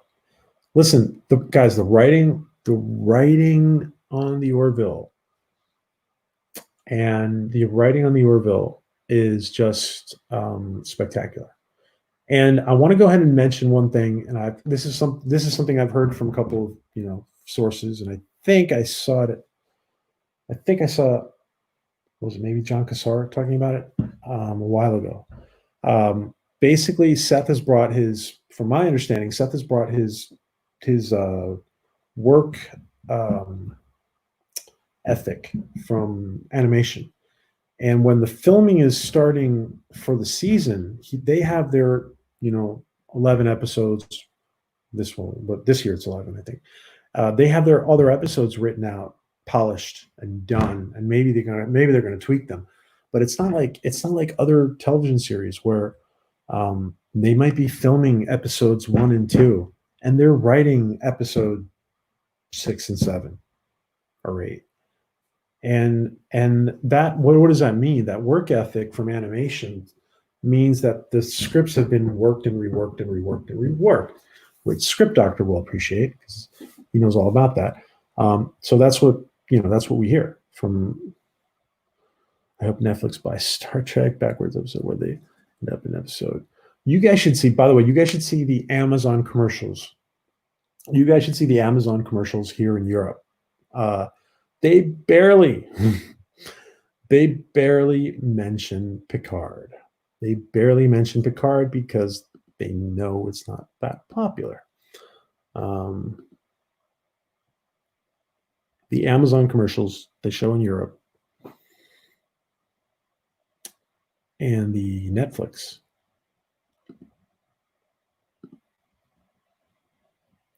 We picked up Kelly's line. Thank you, Adega. 2 p.m. Eastern. 2 p.m. Eastern for the Fortean Adega. The Fortean Adega Coast to Coast Lake show tomorrow. And tomorrow night we have the Orville family. And Ellie, if you can just throw that link in there, I'll do it. I have it right here. The Orville family is launching tomorrow. They're live streaming, and that should be fun. Ellie seems to have all kinds of crazy things planned for the Orville fans. So Orville family. Guys, imagine what's going to be like. Imagine what it's going to be like after season 3. You're going to see just tremendous growth, tremendous fan growth after season 3. There's a lot, guys. There's a lot. I know some people are not fans of me saying this, but it's the truth. There's a lot of Trekkies out there who have not delved into and gotten into the Orville yet. There's a lot. There's more than you think. There's more Trekkies than you think that have not gotten to watch. They've been waiting. They've been putting it off because they saw little bits and pieces and they weren't totally convinced of it. They haven't.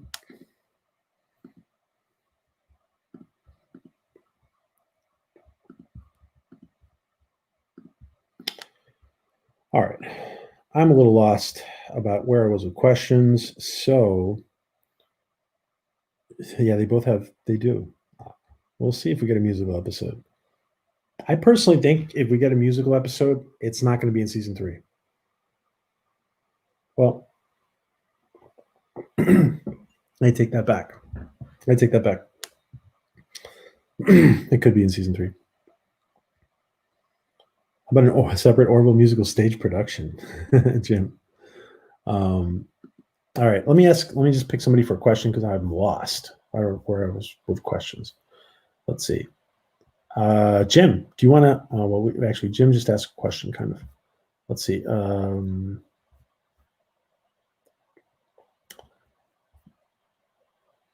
Storyman Jack, do you want to ask an Orville question of the Orville or Trek question to get to the house? Yes, I beat you. We don't mention that Picard thing. Many Trek fans still think Orville is a bunch of dick. Yes, that's unfortunately, Jim. There's a whole bunch of people out there who have not given it the proper chance yet. But you know what? They will be kicking themselves because eventually they're going to watch it. And but you're absolutely right, Jim. So what's going to happen is that season 3 is just going to have season 3 of the Orville is just going to have great reviews, and have a great audience rating. And what's going to happen is that some people will slowly be turned on to it. They will be slowly turned on to it. But Jim is absolutely right. And any people like that you know, guys, I would suggest you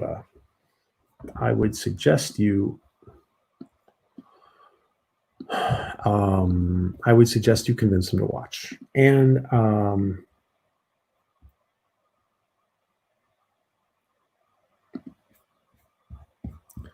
let me just do one thing here.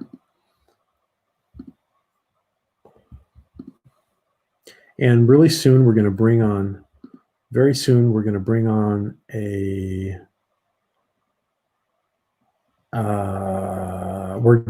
guest, Nancy. And sorry, Nancy, if you're listening. I'm sorry, we took a few more minutes. That's the link, Nancy. It's very easy.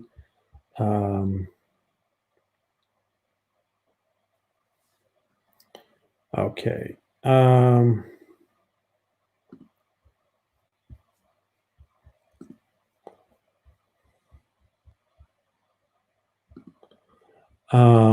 right. Banana. Let's see. Finally. Okay.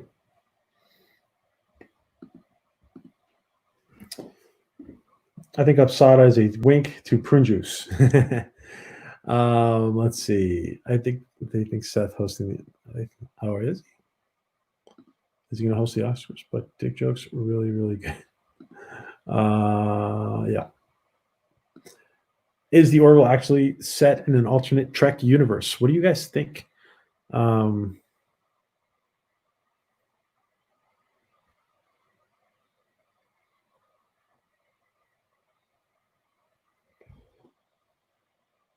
do you guys think about that?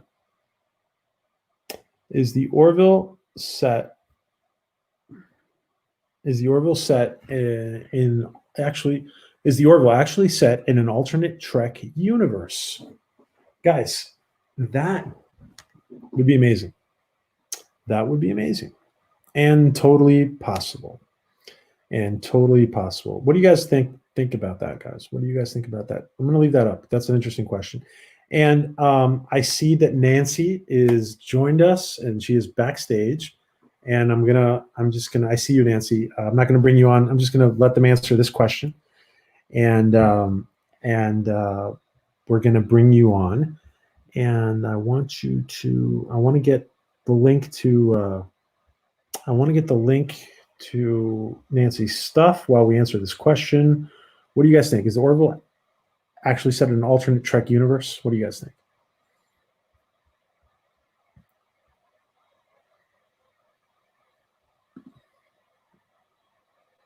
Yeah, and they hated it. Okay, I forgot about that. Yeah, I thought he did. I thought he did host. Yeah. Thank you, Mortimus. Thank you, Mortimus, so much for those Canadian $5. Thank you, Mortimus. Is William Shatner coming back in Trek as anyone except Kirk? Is William Shatner coming back to Trek as anyone except Kirk a good idea? What do you guys think about that? He brought it up. William Shatner brought it up this week. He brought it up this week about coming back. Some people speculate that he might be for financial reasons. It could also mean, listen, this is really the good thing. It might mean that he has seen changes at CBS. Some change. Interesting. Thank you, Mortimus. Thank you so much. Mortimus, do you have a content on your channel? Do you have content, Mortimus? Do you really? Let's see. Do you have content on your channel, Mortimus?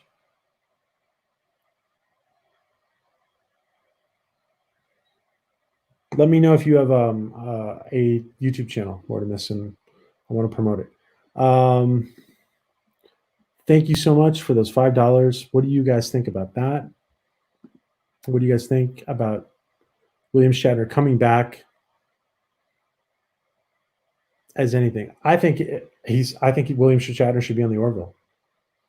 I think William Shatner should be on the Orville, and he should be like, I don't know. We'll find something good for him to do on the Orville as a guest, as a recurring guest. Let's see. Orville versus its own universe and not a Trek verse, says Jim. Orville is an alternate Trek. I know I'm not a Trekkie. I have no right to this question, but do Trekkies have an obsession with connecting the two? Can it just be Orville? Says Ellie from the Orville family.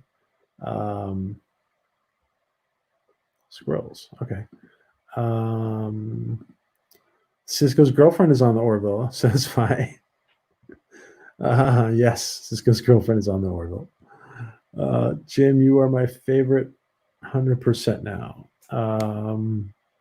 Not really. The Orville is actually a Hollow Sweet program on TNG. Oh, that's funny. Pflugerville. That's funny. Yeah, and Will opens up, and it's William Riker on the holodeck with Troy, right? Multiverse is infinite. That these universes just look alike. That's all. Yeah, the Orville family. Yeah, when your fans get kicked in. Okay, when your eyes see something. I didn't mind. Yeah, I didn't mind Chris Pine as Kirk. I didn't, Jim. Chet's not going to be around forever. Very true. The problem with Pine, though, but do we need to bring Kirk? Yeah. The problem with Pine is that he's like too big of a movie star to be on a TV show. When is Shatner going to be on? Who knows? I would love Shatner to be on. Everybody says, Denny, yeah, Denny, I was just going to say that for Tian. Denny Crane is Nancy. 1 second. When we just finish up with these guys with this question. Denny Crane is Avis. Yeah. I was just going to say that for Tian. You read my freaking mind. Denny Crane is Avis. What a great character. Okay. Now, we want to bring back number one. A lot of people said, yeah, Shatner is Avis. We want to bring back Nancy. I'm just making sure I get the link before I bring you on. 1 second. There we are. I got it. I got the link. All right. I am going to put this up in. All right. There. I got it. Oh, I got it up. All right. So. All right. I'm going to bring on our friend Nancy from our Orville community. And she is on the name of her project is sixonclothing.com. And she's going to tell us all about it. And let me put on my headphones. And let's see. So Nancy has been in our community for a and you guys are probably all going to recognize some of the stuff that she has done.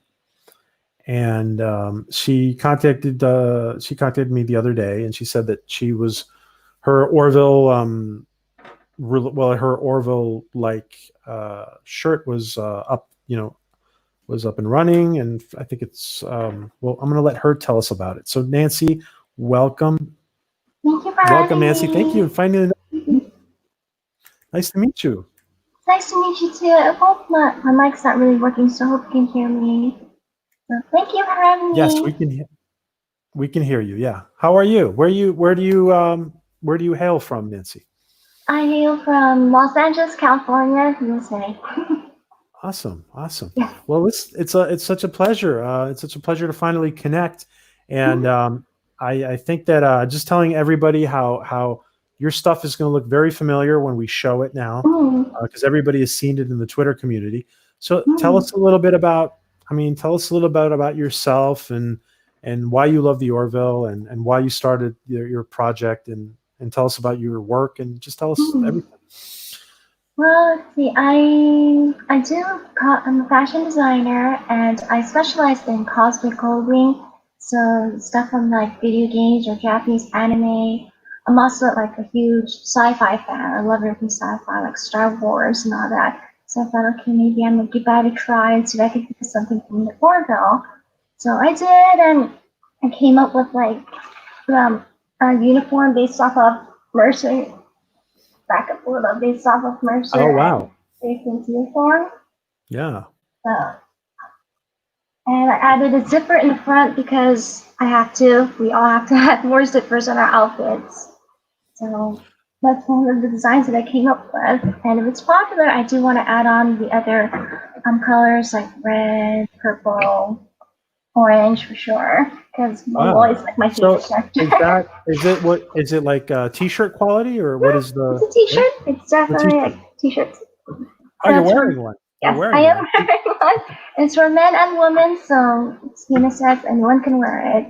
Can you stand up again? Can we just see you Of one sec? course. Let's back up a little. Oh wow. That is cool.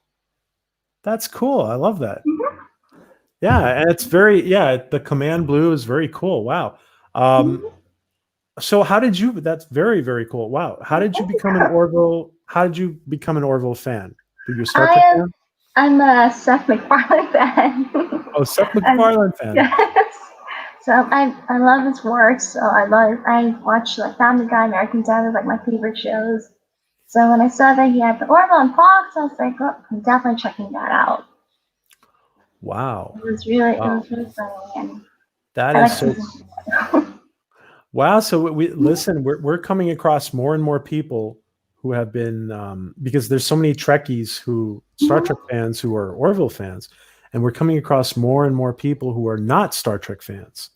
And Seth has brought them into Seth Trek from his animation projects. Wow.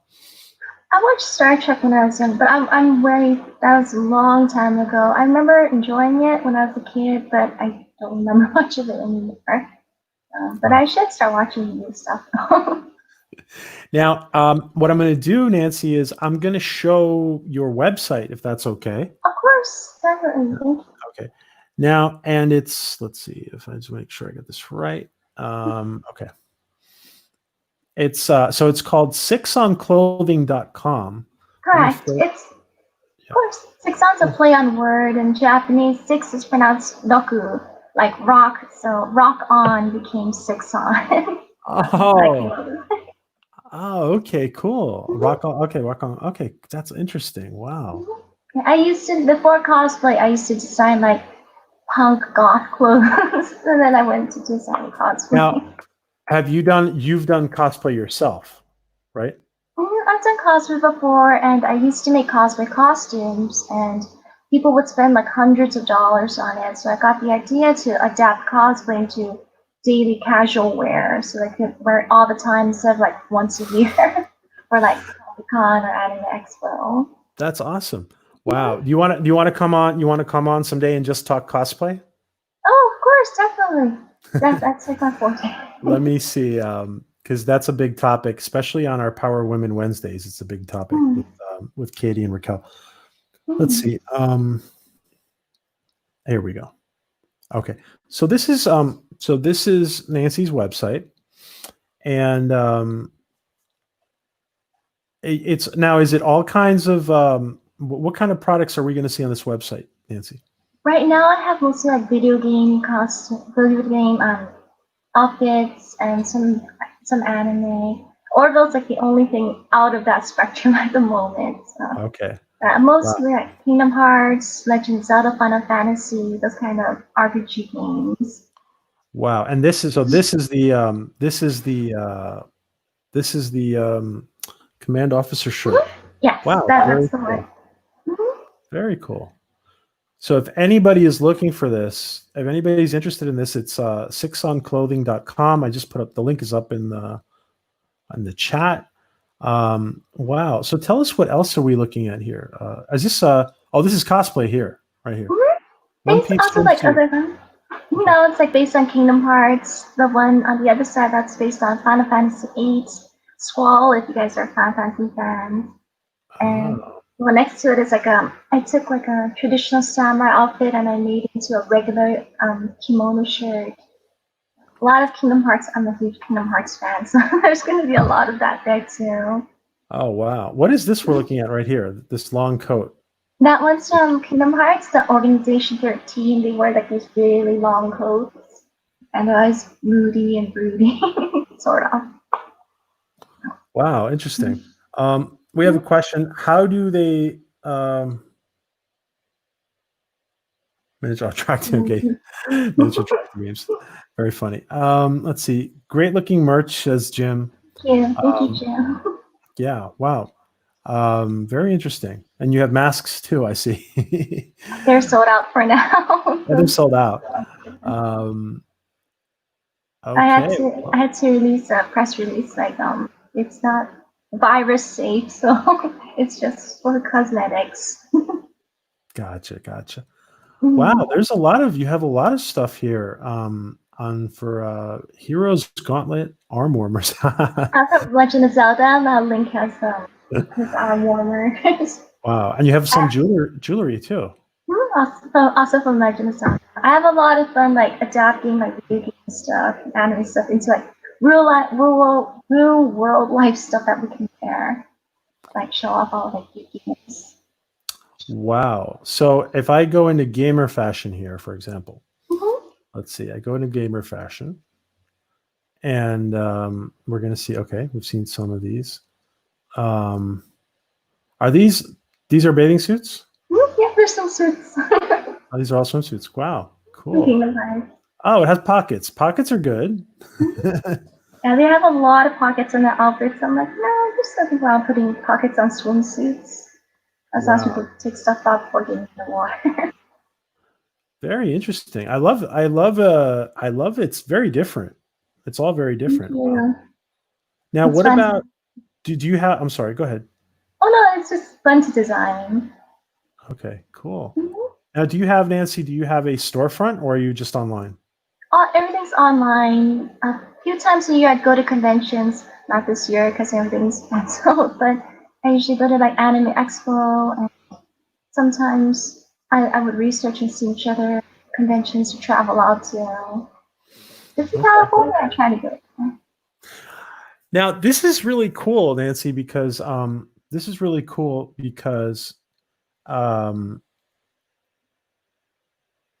because it's actually this is very it's very simple, but it's very well done. So it actually Thank it's a you. very good it's a very good resemblance of yeah. I didn't want to make anything too over the top. I want it to be just enough to be like people would recognize it. But even when people who don't know what the character is, it still stand out. It would stand out. People are like, oh, that looks pretty cool, as in just in a regular shirt or something. And of course, fans who do recognize it, be like, hey, it's Mercer or Grayson. Mhm. Yeah, wow. And, so this is a yeah, it's a very it looks like a very very summery shirt here. It's great. Very great. So when did you just recently added the Orville looking like shirt? Because we want to say that it's obviously not a licensed product. It's No, yeah, it's fan made. It's not official. So I yeah, do have to call it something else. Yeah, I do call it command command. officer shirt. Yeah. So it's something very similar, but it looks great. Wow. And when did you recently add it to your collection? I had signed it last year and then I had it manufactured, but because of the virus and everything, production was severely delayed. So I finally got it just like a few days ago in stock. So I was really excited about it. Okay, Because wow. some fans have been waiting for a while to asking me a lot why it hasn't shipped. Like, because yeah, the factories had to shut down, and then when they reopened, it was slow. We had to go through everyone who was in all the production that was like in front of me, so I had to wait till it was my turn. I'm glad that I have it now, finally. After like months. um, let's see. What do you want to tell us about this jewelry? What are we looking at here? Oh, those are from Final Fantasy VII. So Mm. one's if you guys play Final Fantasy VII, that one's a one-winged angel from Fusa Sephiroth, and the other one is the Buster Wing based on Cloud.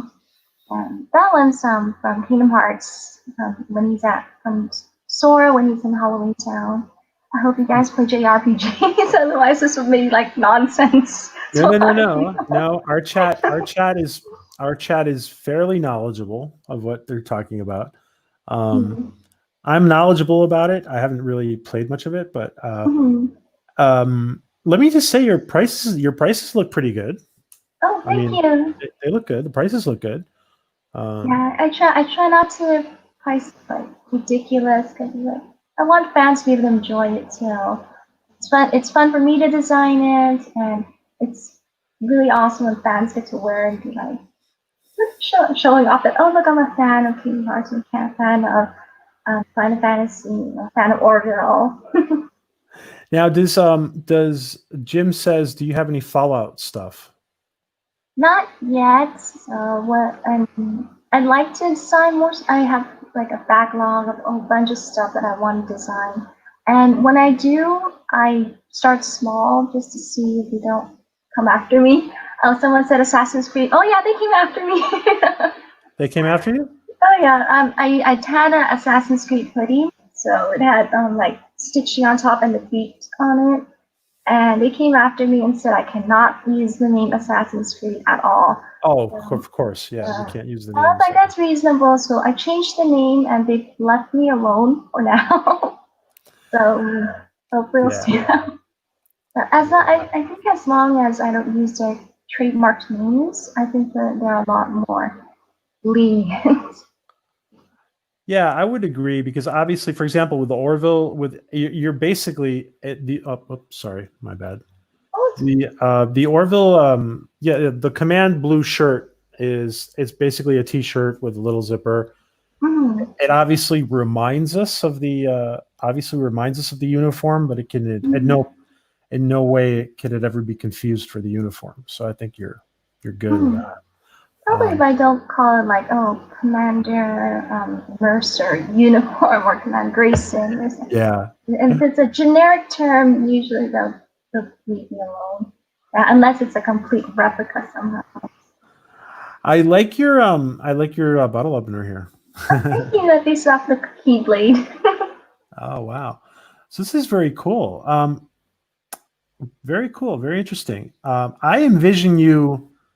Yeah, how long ago did you start this online store?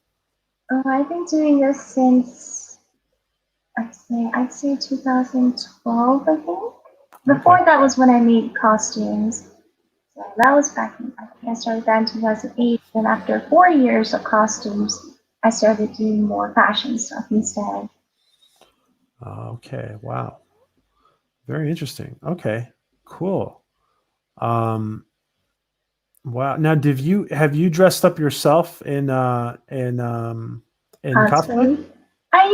I used to back in I think like I did Final Fantasy's Crisis Core. I did the cowgirl Tifa and that's a few other anime characters. But nowadays I don't have as much time to make costumes Sure. anymore. So I enjoy making stuff for other people to enjoy. Yeah. Yeah. Yeah. Um, wow. Very interesting. Wow. Very interesting. Let's see. This is cool. I like this one. I like this. This is cool. Yeah, and that was pretty popular. The organization did too. Hmm. The full coat, and people would wear it even during summer time. So as long as they stay inside where it's air conditioned. Very cool, Nancy. Wow. So listen, we would definitely like to have you back to talk about. We'd like. Let me just. Well, we definitely want to have you come back and talk about Of cosplay. course. Hmm. Uh, so, do you still, Adega? I have a few questions for you, Adega, and anybody else who has a question for Nancy, please let us know. Do you still do costume work, like maybe tailored Um, costume? my custom costumes. I don't do it as much anymore because I don't have as much time, but I do take suggestions. You guys can always email me like, oh, you guys want to see something from like Witcher or anything else and Fallout. You guys totally email me. I'll take a look and see if there's something that I can adapt for everyone to yeah get to wear as well. I'm gonna put in Nancy. I'm gonna put in your Twitter too because that's the best. Mm-hmm. That's a good way to get in touch with you. Should I do that? Just put in your Of Twitter course, here. yes, of Yeah. course. Okay. Let's see. Let me just.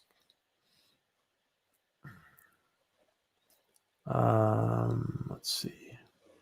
Yeah. So if you guys want to follow Nancy, she's you're able to reach her through Twitter, and here Mhm. is. Let's see. Um, any custom tailoring? Says Fi. I think you would kind of answer that. Do you do any custom tailoring? Concentrating, not as much time as like it's about the same as custom work. I I will maybe if I could work out the schedule or something, but you guys can totally email me and just see and try to work something out if that it could work into my schedule. Okay, so it sounds like she's open to it. She's busy if she can fit it in. I think that's the answer. Yeah. So this is Nancy's Hi. Twitter. This is Nancy's Twitter, and let's see. Let's see. Did you see, by the way? Did you see Fortean Barber's? Did you see Fortean's Nancy? Did you ever see Fortean Barber's yellow Orville uniform online and Twitter on our Twitter on Twitter? Or no? I don't think I have. I might have missed it. I'm so sorry. That's okay. He was asking people from production and some of us in the community. He was asking about Mhm. because he's a barber, and he was Mhm. asking what color uniform would the barbers be on the Mhm. Orville, and he came up with a yellow uniform, Orville uniform, which is interesting. Mhm. Let's see. Totally could work. I can totally see that. Any other questions for Nancy, guys? Before let's see. That would be the bottom. Ranger outfit from Fallout, says Jim. You see the comments, Nancy? Oh yeah. Okay. Scroll down. Jim says the NCR Ranger outfit from Fallout. That would be the bomb. Hmm. Uh,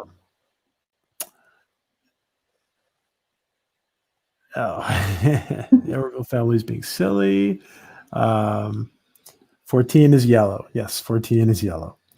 Um, okay, yeah.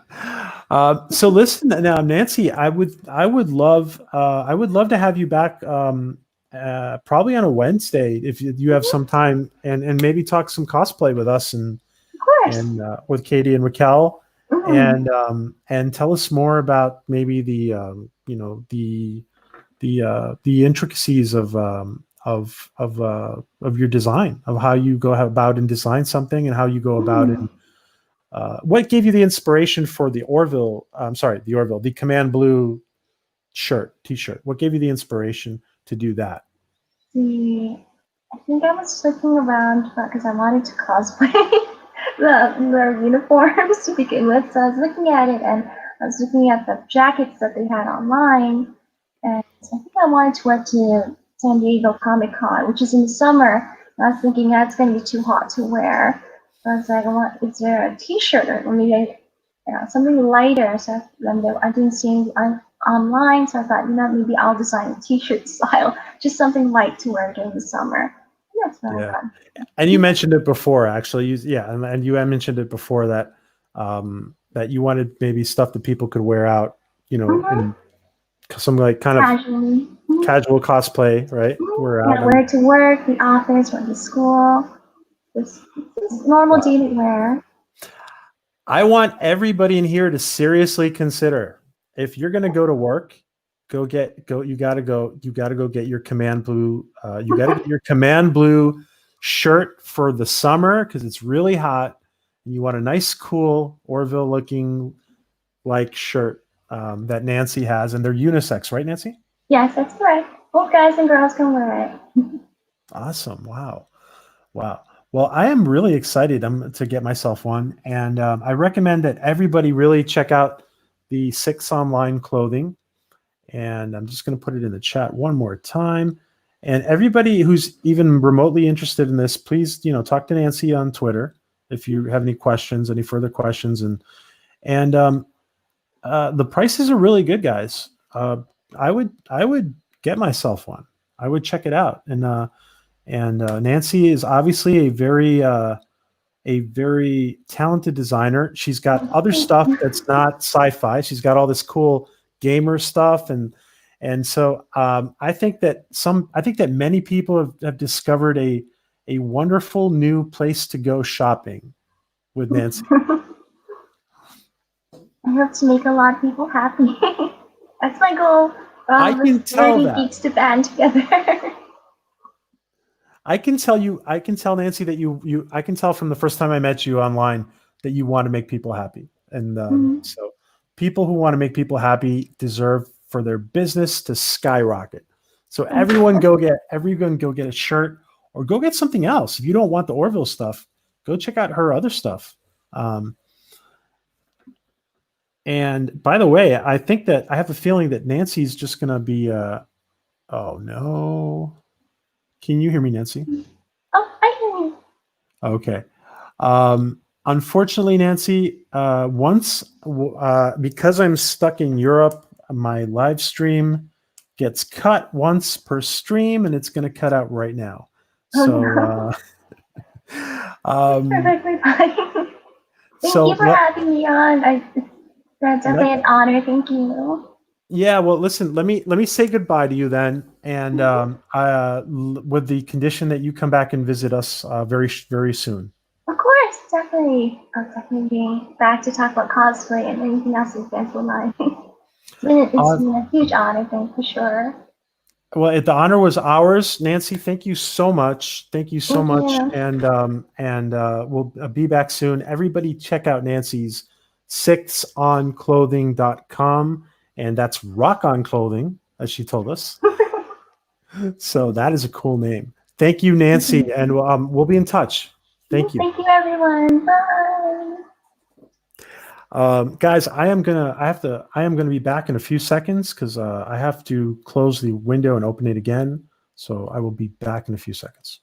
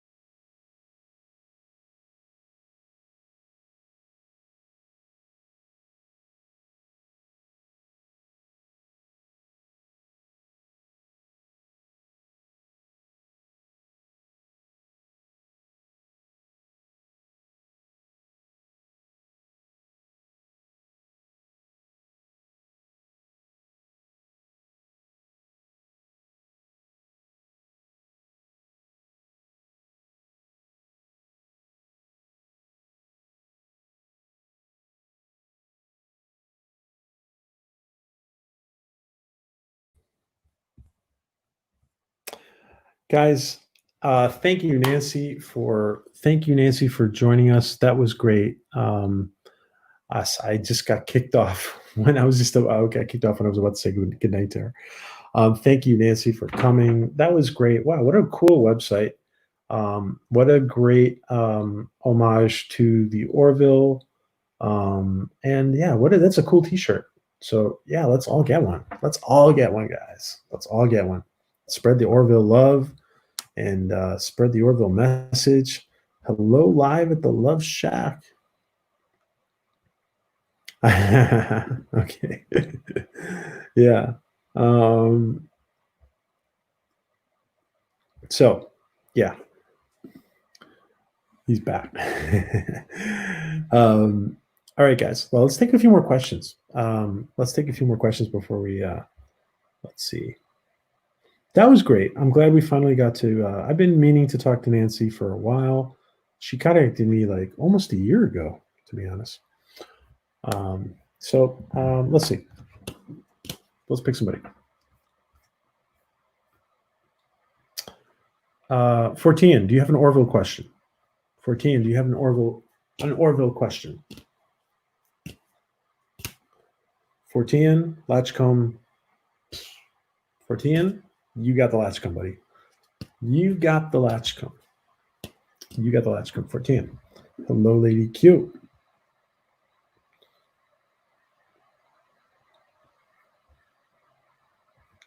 Does 14 have an Orville question, if you're still here?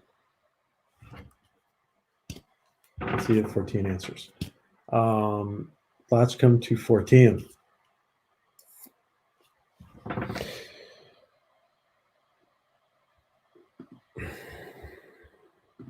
Latchkum. All right, Phi.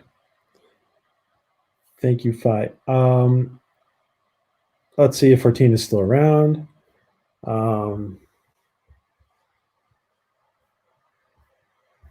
What a great combination, by the way, guys. What a great combination of 14 and Idega on their show together. I am really digging the dynamics between those guys.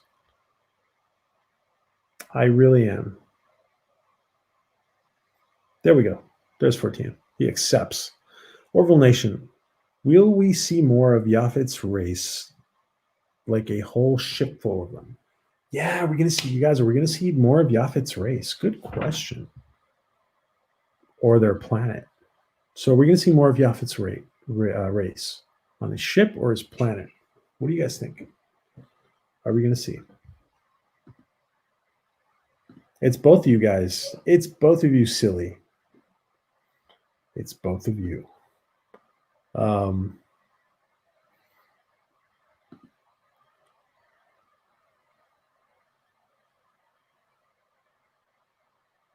We'll see more of Yafet's race, like a whole ship. Yeah. More of Yafet's people. What do you guys think? More of Yafet's people. That would be cool. Many Yafets, says Jim.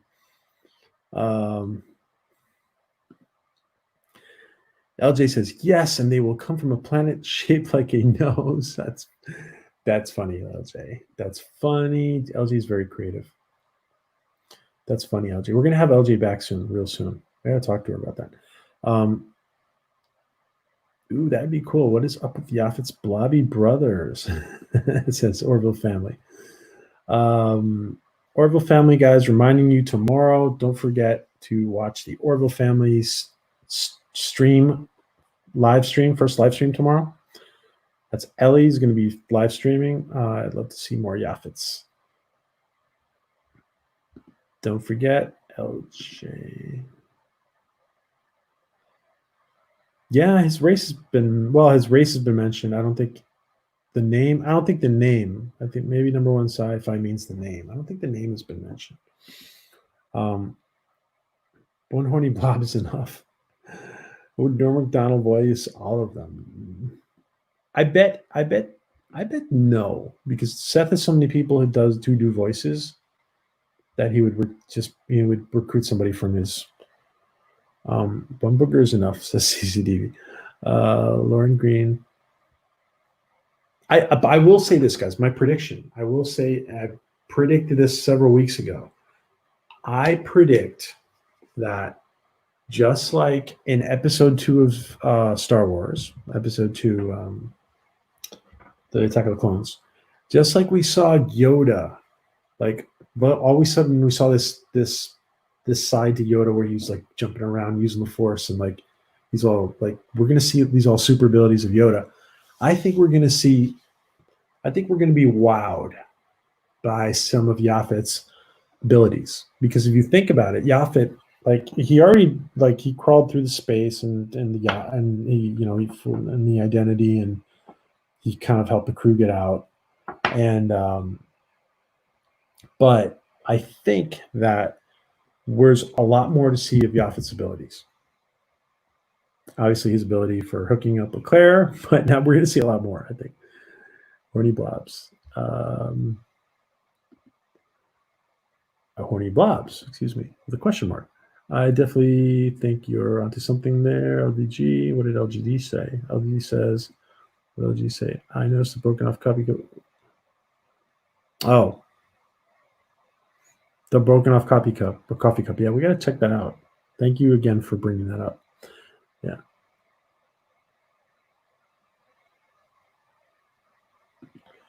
I don't think you're onto something there. Let's see. Could his race name ever come up in an episode then or not? Could his race name ever come up in an episode then or not? I don't think I've seen the name.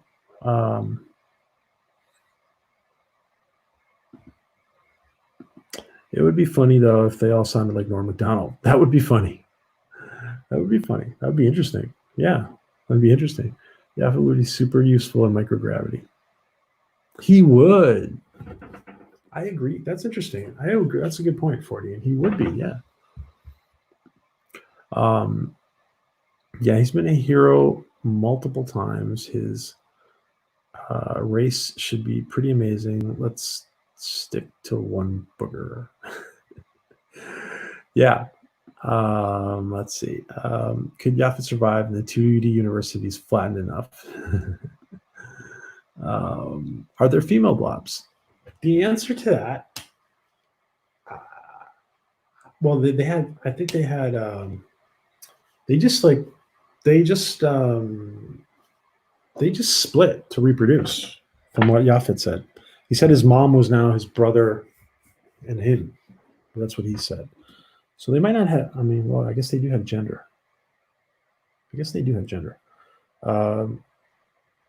Interesting. All right, let's pick a couple more people. Let's see. CCDV, Mr. CCDV.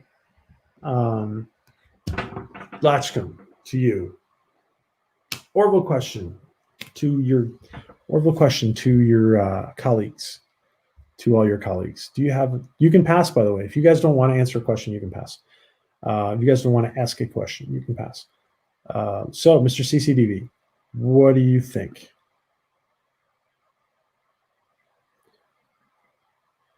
It seems to me, I would say I would say that they looks like they have gender, and maybe when they split and divide, maybe their gender is, selected, naturally selected. Mr. CCDV, do you have? I'm going to give you a minute to see if you want to ask a question. If not, and by the way, there's no rush.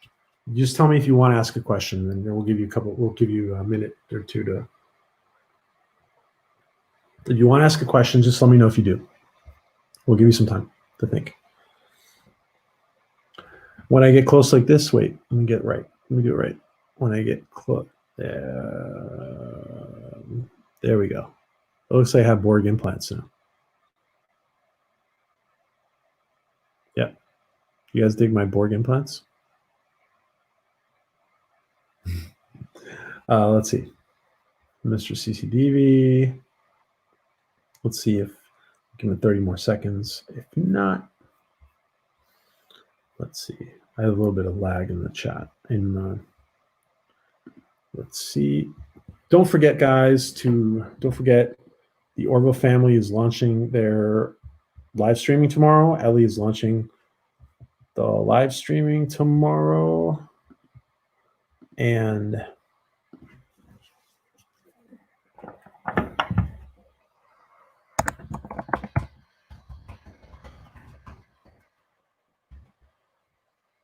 don't forget to sub to the Orville family tomorrow. That's it. Yeah, you're right, John. His form of life has been referred to as gelatinous, and even he says it too. He calls himself a gelatinous. It might not be the it might not be the name of the species. It might be the like. All right, yeah, but thank you, John. Thanks for pointing out Lady Q as well. Yeah. Yep. The gelatinoid, says Jim. All right. So don't forget, guys, to the Orville family tomorrow. Don't forget the Orville family tomorrow, the launch of their live streaming. Big deal. Big deal. And that's after 14 and a day ago. So you guys can watch them both. You sent the question. CCD. Where's the... I don't see the question in the chat, CCDV. Let's see.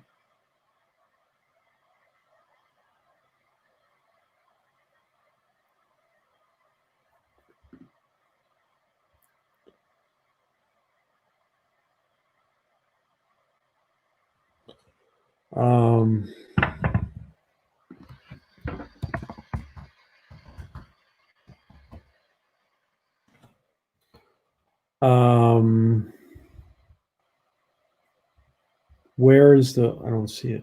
I'm not seeing it. Okay. Sorry. What is the possibility of the upgrade? Okay, what is the possibility of the upgrade of the Orville to warship? All right, so listen, are we getting new Mocklin weapons? Like, are we getting more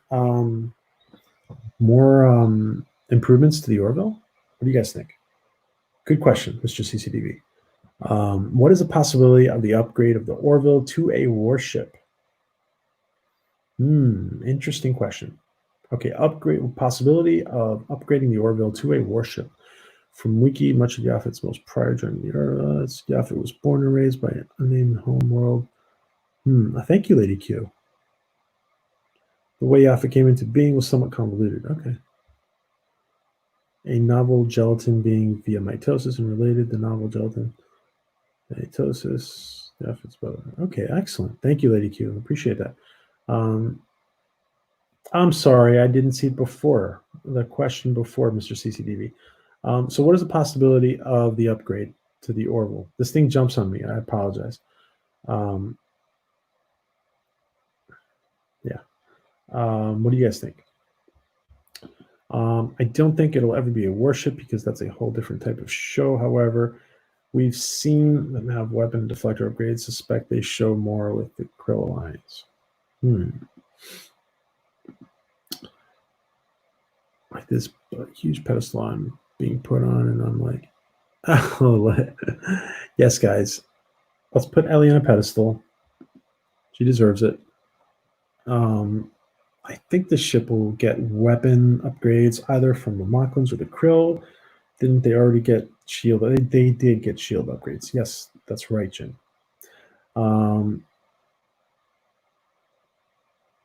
I mean, the bottle into Vino, ignore me. Let's see. I don't think it'll ever be a warship because this is a whole different type of show. However, we've seen it have weapon and deflector upgrades. Suspect they'll show more with Krillons. The Orville might get defensive upgrades, but I think the show will be considered exploratory. Yeah. All right. So yeah, they're gonna have to get upgrades, and the whole I don't know. The thing is that these exploratory vessels, when they're out there on their own, they have to be autonomous. They have to be like self-sustaining. They have to be able to protect themselves. So even if they're not considered a warship, especially with all that's going on, they're gonna need upgrades. They're gonna need they're gonna need upgrades. They're gonna need stuff. I don't think it'll ever be called a warship. My personal opinion. I don't think it'll ever be referred to as a warship. I think it's just gonna be like all the vessels are getting upgrades. I think all the vessels are going to be getting upgrades of all sorts, in my opinion. Good question. Let's see. Let's take one more question.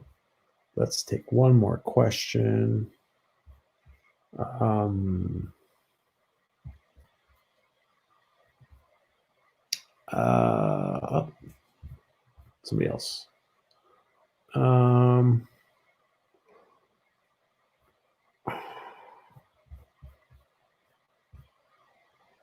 I'm picking the same people again. What's it? Sorry. Lady Q, do you want to have an Orville question? Do you want to ask? Lady Q, do you have an Orville question? Joloja Jim. Bon appetit. Joloja. Don't alcohol shame me. Yes, another Orville stream tomorrow, guys. Tomorrow, Orville stream.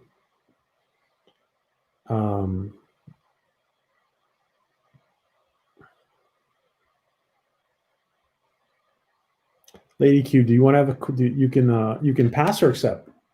So we're taking the Latchkum. Lady Q, Latchkum.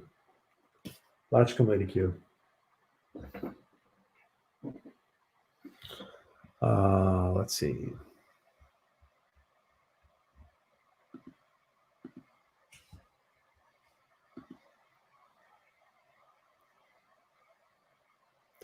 That way Gordon can pin 2 tails on a donkey at a time. If you could replace one character. Okay, great question. If you could replace one character on the Orville, who would it be and why?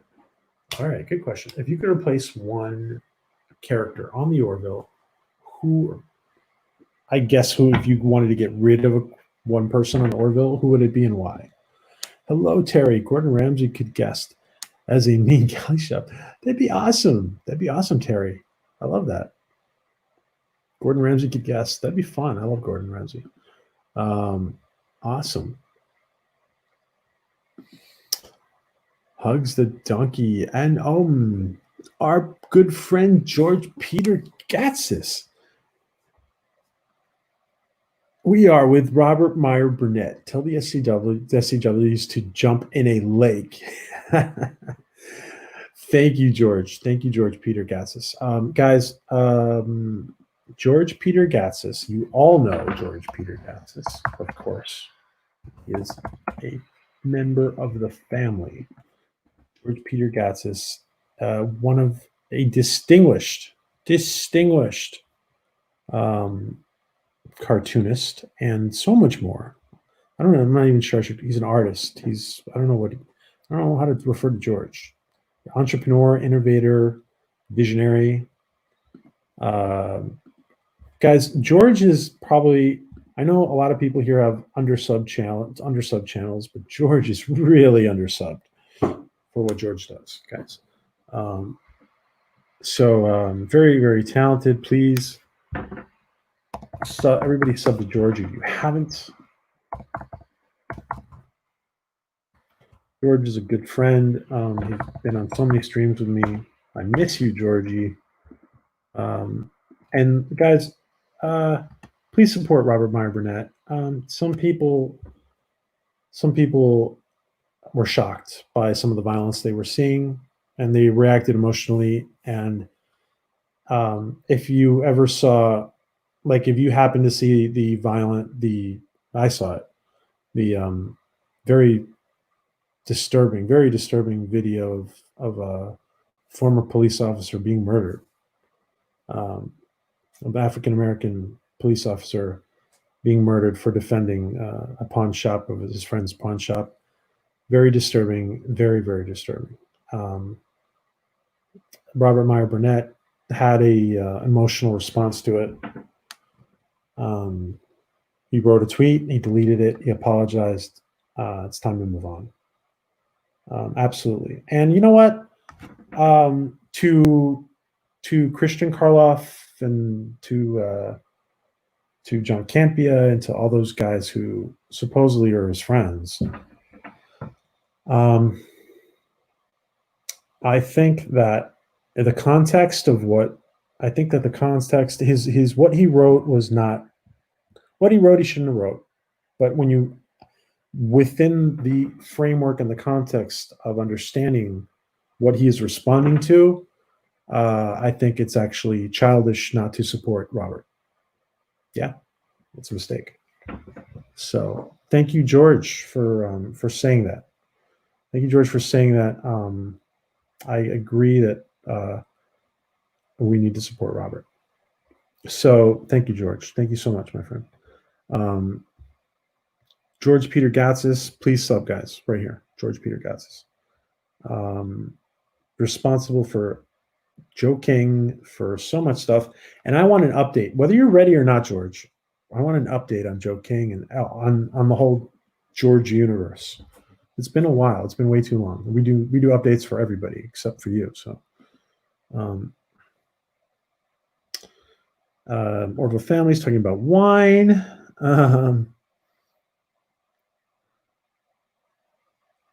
Let's see.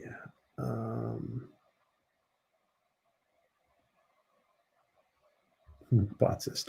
By the way, I want to let me touch upon this. In the first, I'm going to mention this in the review of the first episode because we're going to start reviewing the Orville season 1. And one of the first things that Captain Mercer says to Isaac, aren't you guys? I forget exactly the exact word he uses, but he says like, aren't you guys like? I don't think he says notoriously racist, but he says like something like he says, "Aren't you guys very racist?" or something along those lines to Isaac. And it's true. Isaac is kind of they look down upon other life forms, not like the Caliban, but they are kind of racist. And it's funny that they integrate this this kind of racist robot, even though he's all right. His psychology might be categorized as racist, but he gets along with everybody. It's interesting. I just thought it was interesting how they introduce what could be a very polarizing character in the beginning of season 1. The way Ed's describing him at the beginning, aren't you guys racist? He says. So very interesting.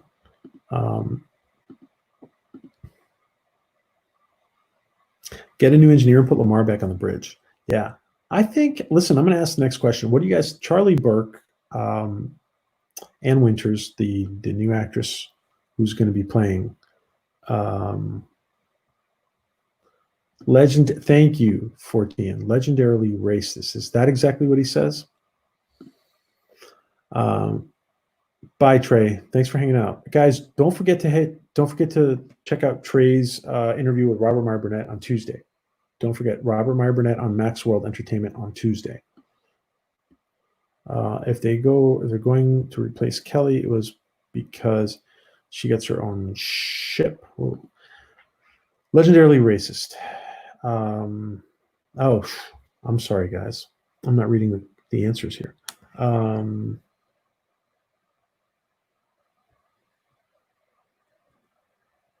Okay, so so Lady Q asked, who would you want to replace? I don't think I could choose one myself, but if Kelly needs to be replaced last time. Oh, Ellie, silly Ellie. Doesn't like Kelly. Orville family does not like Kelly. Wouldn't that be Botsist? I thought about it. Wow. Where was the comment?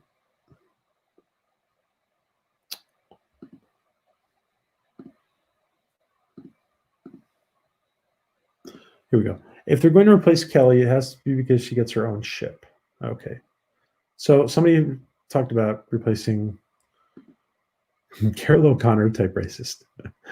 Says Terry. Carol O'Connor, Archie Bunker. Yeah. What a great actor. Just get out of Ed's life. She has her moments, but it's holding him back, says Ellie. Louise says, I like Kelly. All right, guys. I would say, well, if you had to pick someone, there's nobody's answering Lady Q's question. Neither have I. It would be hard for me to pick somebody. If I had to choose one, I don't know. Clyden. Everybody did. Clyden's the guy we love to hate, or we love to dislike. Anybody else? Anybody else on who would want to be replaced? Anybody else? Going once, going twice.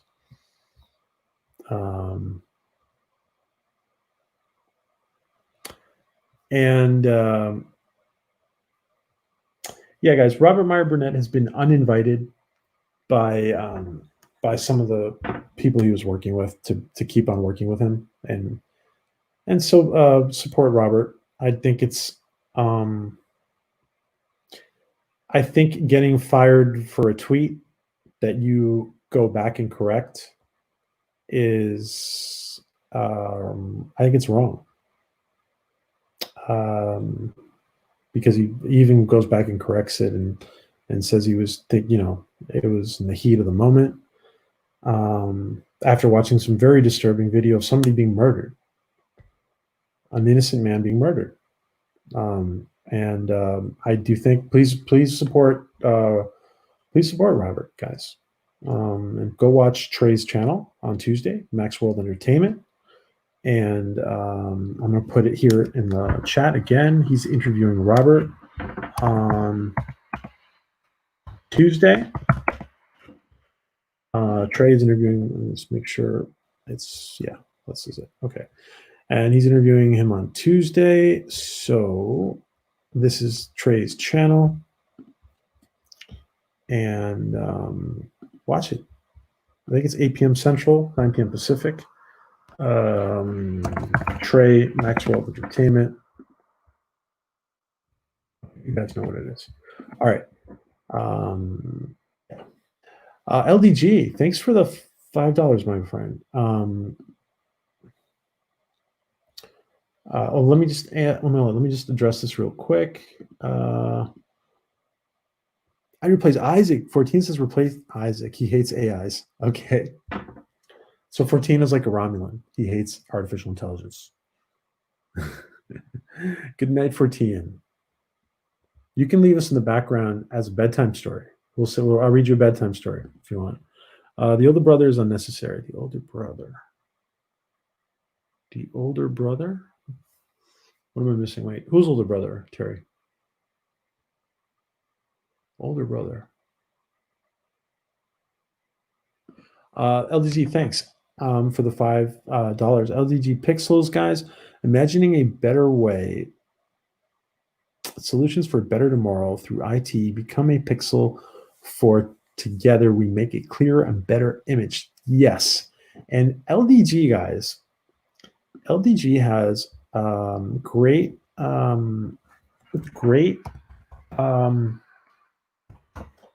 do I say it? Great advice. And here we are, LDG Pixels. LDG Pixels has great advice. I know there's people who are not subbed to LDG, so please sub to LDG, guys. I'm putting his channel in here. Thank you, my friend. He's off to a great start with his channel. He gives he's a whiz of computers and IT. He has office hours. If I'm not mistaken, right? LDG, you have office hours, right? Where you answer questions for people on your streams. So that's great. And like he says right here, solutions for a better tomorrow through IT. Become a pixel for together we make it clear and better image. Yeah, I love that. So LDG is, by the way, LDG is the channel who's always got something going on in the background, like some kind of motion on his green screen. So you guys know who he is. And anybody's not subbed to him, please do. Thank you, my friend. Thank you, LDG.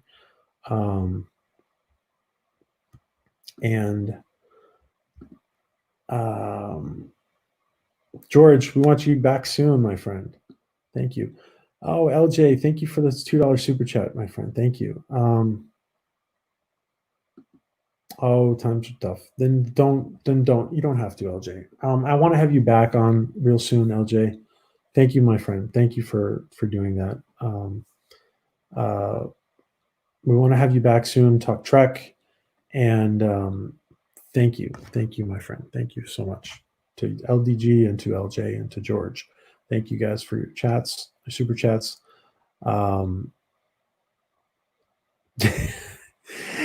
Yes, CZDV, 3D printed meat. Yeah, yeah. LDG was talking about 3D printed meat the other day. Yeah, yeah.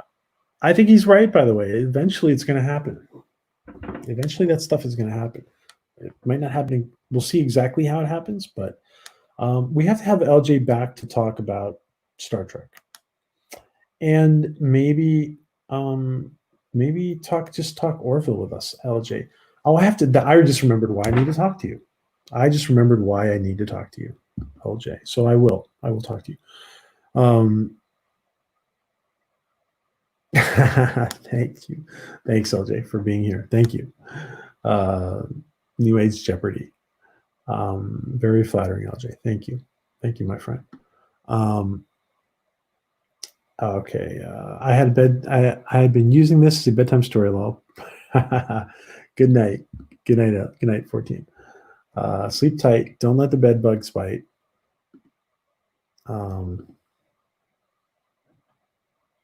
I binge watched the other day. Last episode of the Orville I binge watched. I hate they have to get Dolly Parton on the show. Oh, Dolly Parton. Maybe she will be on the show sometime. Wouldn't that be amazing? Dolly Parton. Get Captain Jellicoe back from retirement. You show back into shape. That's funny. We all love Captain Jellicoe, right? Live at the Love Shack. Pixels movie from Adam Sandler. Oh, I just like the Pixels movie. Number 1.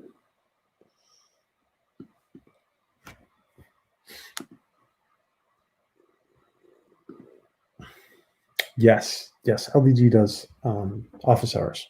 Yeah. Oh, Ellie, thank you for the $10 super sticker. Let me look at the super sticker because I can't see it from here. Thank you, my friend. Thank you. You are a sweetheart. Guys, don't forget tomorrow night we have I hope I don't know if I'm gonna have an internet connection tomorrow night. But I will be watching it on my phone at the very least. Oh, that's awesome. Thank you, Orville family. Thank you so much for that $10 super sticker. Thank you. We want to have you guys, we really want to have Ellie have a good launch tomorrow. We want to have Ellie have a great launch tomorrow for her new Orville channel. And I'm putting it in here again. Okay.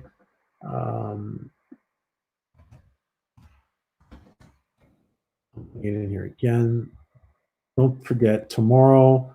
Let's make her break the 100 subs tomorrow. Let's have her break the 100 subs tomorrow. The Orville family. And Ellie, what time is that stream tomorrow? By the way, can you just tell me the time? Can you just put in the chat the time of the stream, Ellie? And our Aussie friend Tyrone Beard, who we're gonna have. I'm gonna have Tyrone on to talk about. What's up, Tyrone? We're gonna have. Hopefully, he still wants to do it. Hopefully, he still wants to talk about this certain topic that I want to talk about with him. So I'm gonna hit you up. I'm gonna hit you up, Tyrone. Now that I'm back up and running, I had last 10 days were crazy. Thank you, Ellie. And Ellie, tell us what time the 4 p.m. West Coast. So 4 p.m. West Coast, 7 p.m. Eastern. And for all of those in the UK, that's midnight. And let's see, where was I? Lord Birkenhead talked about self-replicating meat tissues 100 years ago. Yeah. And what we were talking about, it was LEG was talking about it with Anti-Tracker and a whole bunch of people on his stream the other day. And so we have stem cell replicated meat already. And actually, so they're growing meat. They're growing meat in a test tube. So we don't have to kill animals anymore. You know what? Listen, if we can do it and it can just make it work financially, let's not kill animals. Bird of prey is back. Kapla, bird. Kapla. Just when you left, bird. Just when you left, I asked if you wanted. You got latchcummed. We threw a question your way just before you left. Oh no, just after you left. Sorry, so you didn't hear it. Yeah. It's me. My lighting. It's my lighting. I need to improve my lighting. Yeah. What's up, Tyrone? All right, guys. Let's take a couple more questions, and don't forget to watch Ellie and the Orville family stream tomorrow. The Orville family stream, the first Orville family stream. Sup, Tyrone? Yeah, 7 p.m. Eastern. Okay. Oh, it's 9:18 p.m. in Brazil. Awesome. In Brazil. Our friend live at the Love Shack is in Brazil. I thought you were. I wasn't sure. That's awesome. Live at the Love Shack. And Phi says time does not exist. So time, matter, energy, everything's energy. Time and matter don't exist. All right, let's ask one more. Bird question, because you missed one. I'm asking you, Bird. Do you want to ask an Orville question to everybody? Does Bird want to ask an Orville question? And does Bird want to ask an Orville question? Do you have an Orville question for the gang? For Bird. Alicia. Happy birthday to Alicia. It was your birthday this week. I saw it was your birthday. I couldn't watch the stream. But happy birthday, Alicia. Happy birthday to you, my friend. Many, many more. And many, many more, Alicia. Happy birthday. And Alicia Victoria Parker, guys, if anyone is not subbed to her, we all grow together, guys. Please, we all grow together. We all grow together. And please sub to Alicia's channel. This is her channel.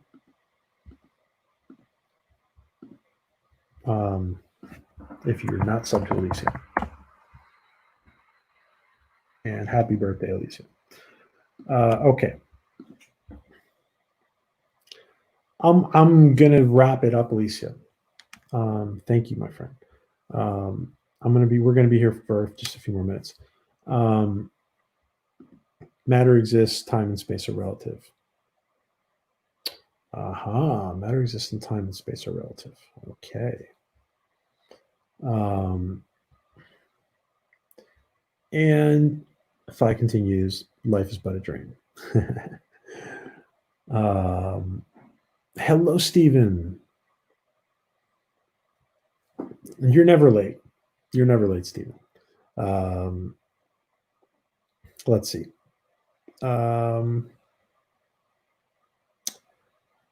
Bird. So does Bird want to ask a question? No, Bird's not here anymore. All right. Live at the Love Shack. Do you have a question you want to, an Orville question you want to ask?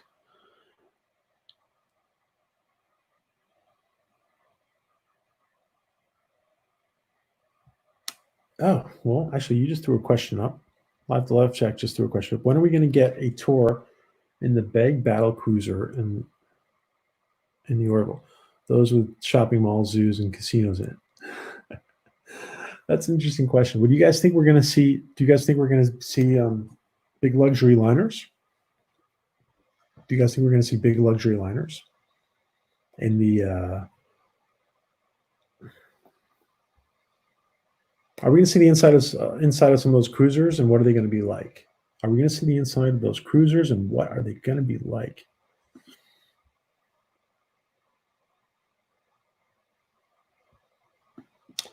Anyone here into lucid dreaming, says Phi. Very interesting. Lucid dreaming. Astral projection, lucid dreaming. There's a difference. There's a difference there, though.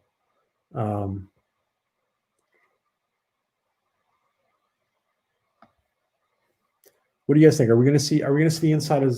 Are we going to see the inside of one of those big, huge cruisers, and we're going to see different kinds of things? What do you guys think? Are we going to see the inside of those cruisers, and are we going to see different kinds of things inside those cruisers?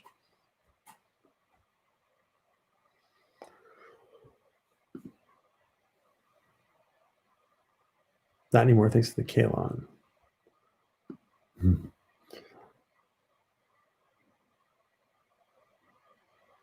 I haven't been able to control it too much, says Steven. Oh, cool.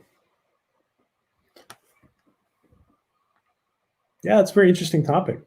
Very interesting topic. It's a very 14 Adega topic. Good topic for your show there, Adega. And 14, if you're still listening, sweet dreams.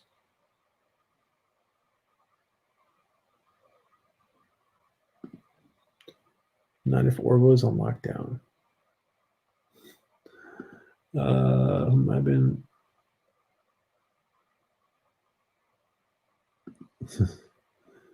bigger budget. The bigger budget, I bet we'll see the Orville change. Yeah, listen, let's talk about that. Let's talk about that. We're going to see. There's parts of the ship. We've talked about that lately. There's parts of the ship that will probably be discovered in season 3, like new parts of the ship. What do you guys think? Do you guys think we'll get new parts of we'll see new parts of the ship in season 3? Yeah, I can't lose it. Barely remember my dreams. I like it that way, says Mr. CCDV. I hope shows to start filming soon. It seems like they will, Stephen. It seems like they will.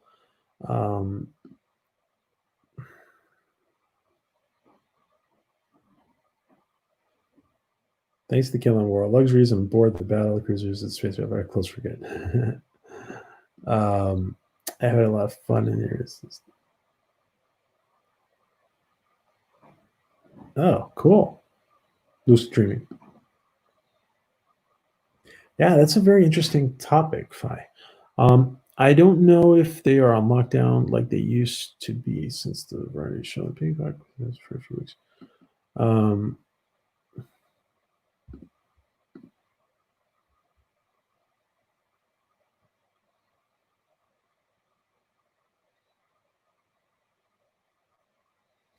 Replicator shops will be closed until repairs are made. What do you guys think? Are we going to get? I'm asking this question. Are we going to get new parts of the Orville in season 3? Are we going to see new parts of the Orville?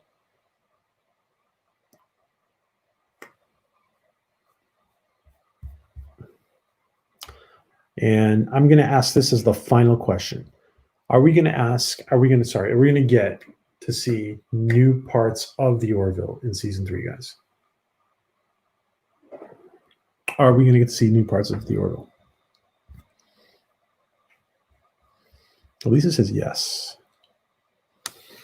Elisa says yes, new parts of the Orville. We will see some new parts of the Orville. Louise says yes. Phi says, I hope so. I hope so too. Sea life as crew members and aquarium decks would be interesting. A porpoise. Sea life as crew members and aquarium. That's funny. That's funny, Terry. A porpoise for them. You may just get to see the bathrooms. Might see the bathrooms. Maybe see shower. Yes, and new crew members as well as new stories as well.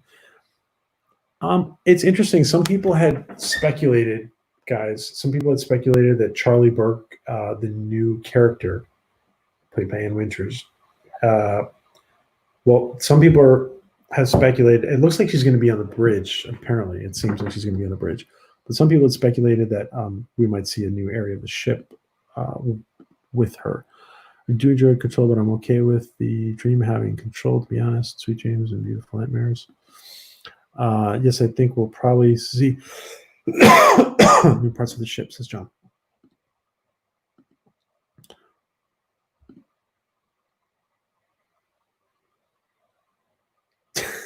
I would see the parts of the Orville where they keep the blackjack tables and the hookers. Yeah, live at the Love Shack. Yes. Very funny. Yeah. Anybody else? Anyone else? New parts of the Orville. New parts. Unexplored parts of the Orville. You know what? I'm going to do some homework on that. I'm going to think about what new parts of the Orville we might see. Maybe talk about it another day. I have seen things you people wouldn't believe in your lucid dreaming.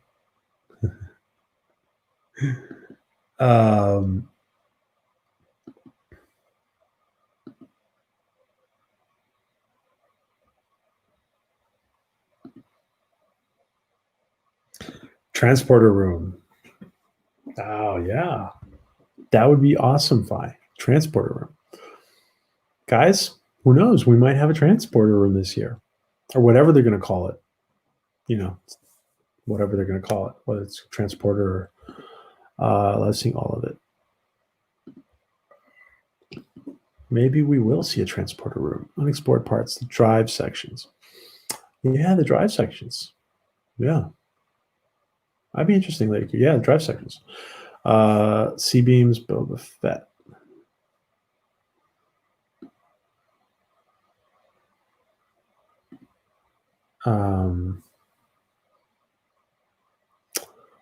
I'm not sure what you mean by C-beams, Terry Rose. Some form of stellar cartography room would be nice, John DeMarco. See, the only problem I have with stellar cartography on Voyager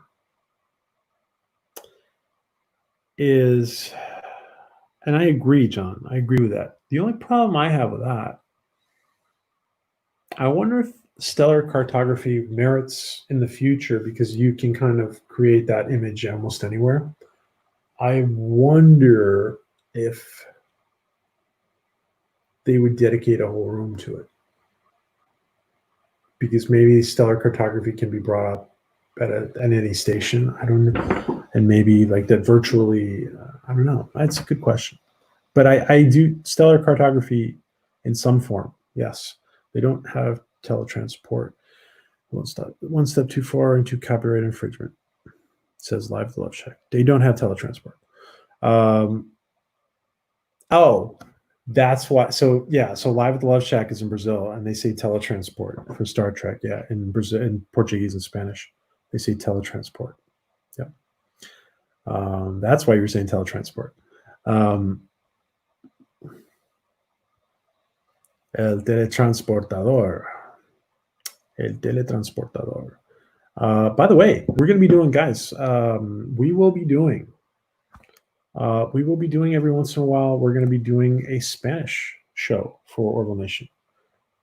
So lots to come for people who, for Latin America, we're going to be doing a Spanish show version of Latchkum. I would kind of like limitation of not having a transporter, though it'd be cool.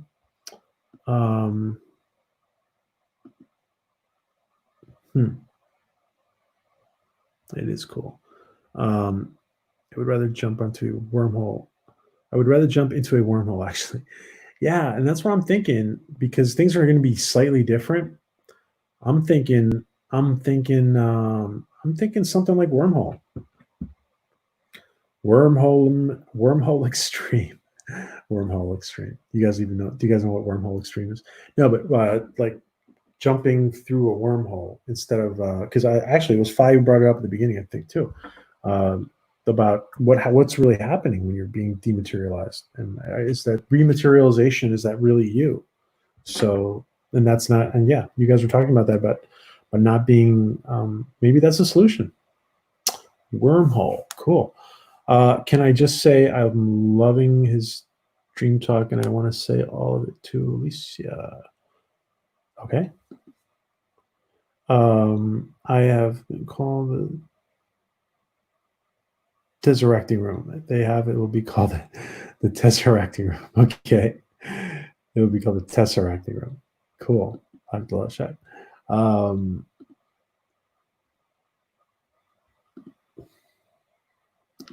I've seen things you people won't believe.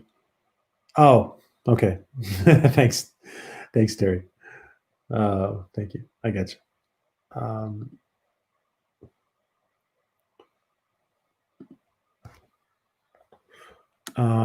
Or let's do small ship for stellar cartography room.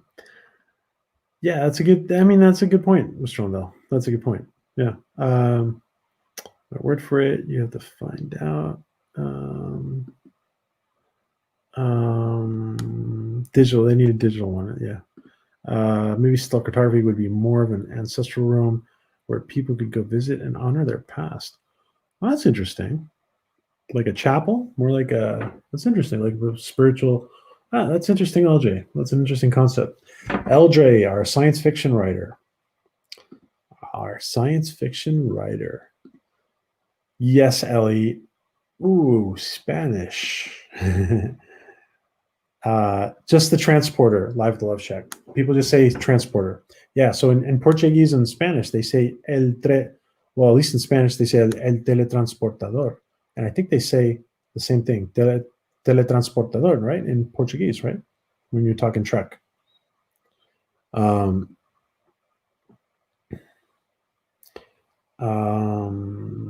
black hole time jump.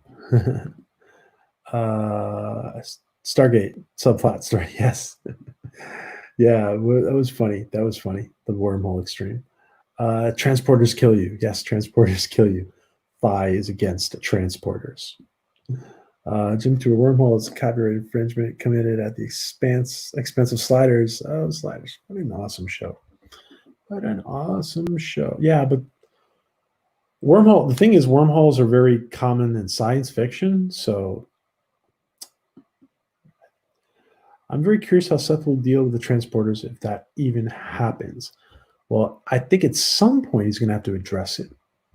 He's going to, I mean, at some point, because we've seen, all right, the Cavalon have done it, and Priya has done it, and Seth in the Priya episode goes, he goes, well, it's nice to see that's in our future. And actually, I think that was like a wink to the audience, like it's coming at some point. At some point, we'll have transporters or something like it. So yeah, he's going to have to address it at some point. By the way, Tesseract Room is copyright infringement against the Osiris Chronicles. Oh, really? That's interesting. They say something similar in French. They do. Oh, yeah. I don't remember how they say it in French. Thank you, Alicia, for saying that. Thank you, Alicia. Just because my reproductive organs on the outside doesn't mean that's bad with the. Oh, Captain Carter. Man. Captain Carter. What a great character.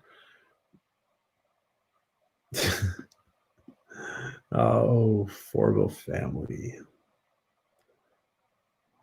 The Spanish Dr. McCoy says El Diablo. I think he does say something like that. I think he does. It's been a while since I've listened to El Teletransporte. Oh yeah, El Teletransporte. That's right. Thank you. Thank you, live at the Love Shack. Yeah, guys, we got to kick off. We're going to be kicking off Orville Nation in Spanish, maybe in Portuguese someday. Who knows? Yeah, spread the word. El Teletransporte. Thank you, live at the Love Shack. Still talking about transporters. Yes, Bird of Prey. We've been talking a lot about transporters. It seems like something is in the air. There's something about transporters in the air, in the environment. I have zero Spanish, but I used to watch Raumschiff Enterprise. Oh, Raumschiff. Raumschiff Enterprise. Ja, auf Deutsch. Star Trek auf Deutsch. As a matter of fact, I've watched Star Trek in German too. It's fun. As a matter of fact, it does say it on my uniform. Thank you. As a matter of fact, that's great. Great EQ. Oh, yeah. Will any of the DeLuise brothers be on Seth? We got to ask Seth if any of the DeLuise brothers will be on Orville at some point. That'd be funny. Blake 7, I've done Transporters. Hey, Thomas. How are you, Thomas? Good to see you. Um, oh, you speak French. That's great, Alicia. They had them in mad ideology as well. Oh, Bird. I'm going to ask you more time. I'm going to ask Bird one more time. Bird, can you give us an Orville question for the chat? Can you give us all an Orville question? Since you are the man of Jeopardy.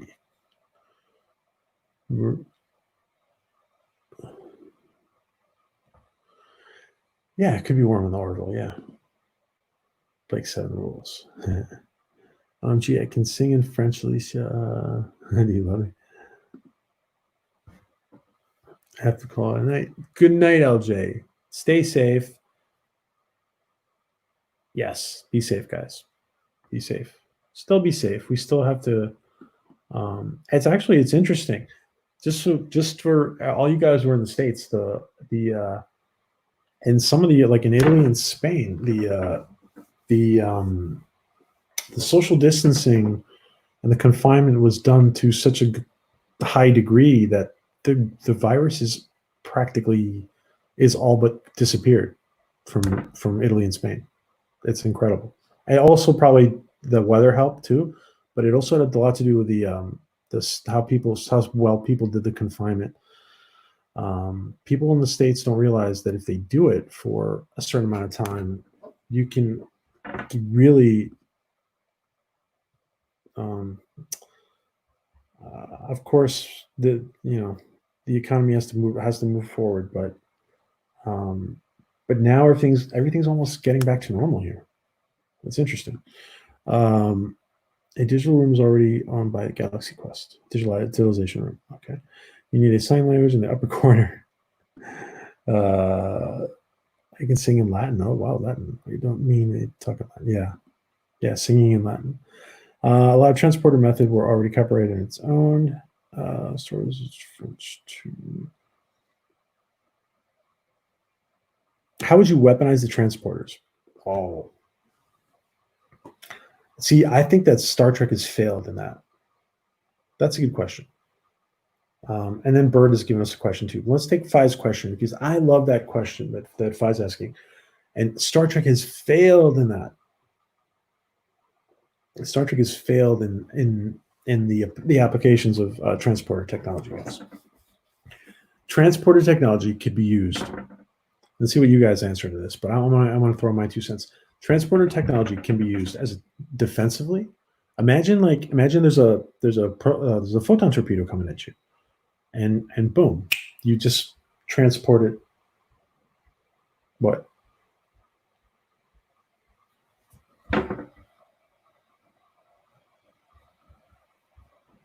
Transport it away. What do you guys think? Or as a weapon?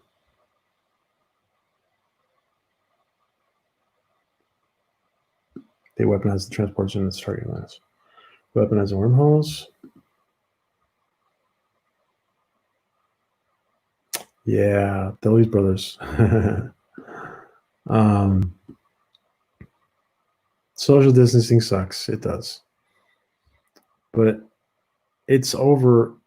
It's over with. I mean, at least the bad part of it is over with.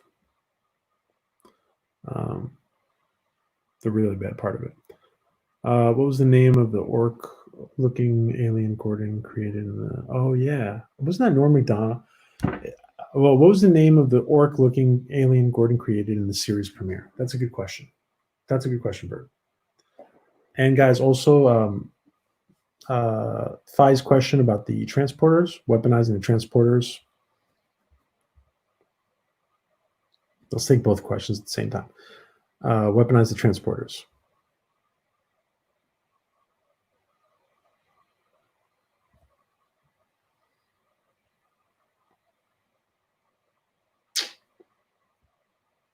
Oh yeah, 180 degrees. Yeah. Photon torpedo, boom, 180 degrees, and you put it right up right up against the enemy's hull. Yeah. Lock on hull transport. Lock on hull and transport. Transport was weaponized in DS9 episode with Sniper, Bird of Prey.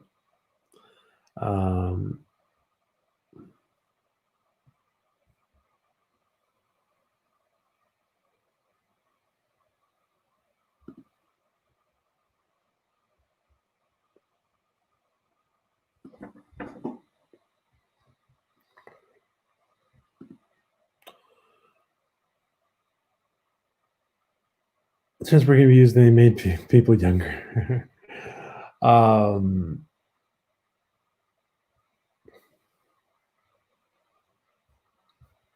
We've seen people be beamed out into space, obviously. That's yeah, weaponize. You could weaponize that big time. We've seen people, their entire crew be beamed off at some point. I'm sure systems would, some ships have stuff to prevent being beamed off, but who knows? Yeah, there's so many ways that can be weaponized. And Bird's question was the name of the orc. I think that was Norm Macdonald. Oh, Jake. Was it Jake? Justin?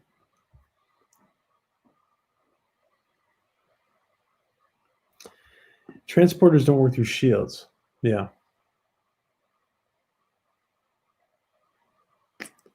Unless you know the frequency of their shields.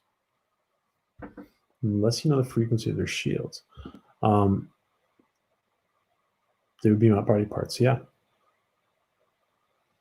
Yep, they beamed out. That's true. They beamed out Neelix's lungs, right? It was Justin. It was Justin. Guys, one more way. Great question, Bird. Great question, Bird. To reset Dr. Pulaski's DNA entirely. Oh, yeah? I never got that. Any other ways, guys, to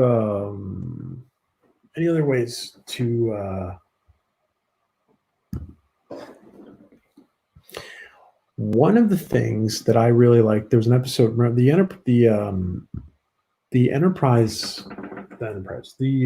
TNG episode where Riker has his former captain, which somehow they tied to the end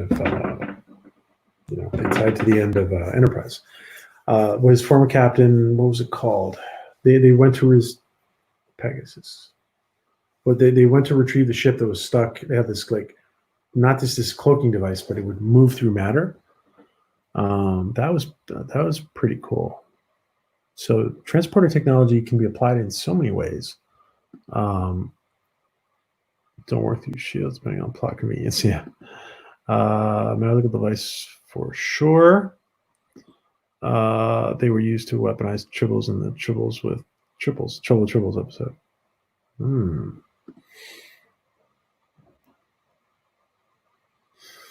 Pegasus. Thank you, Bird. Yeah, that was the Pegasus. Yeah, that was a great episode.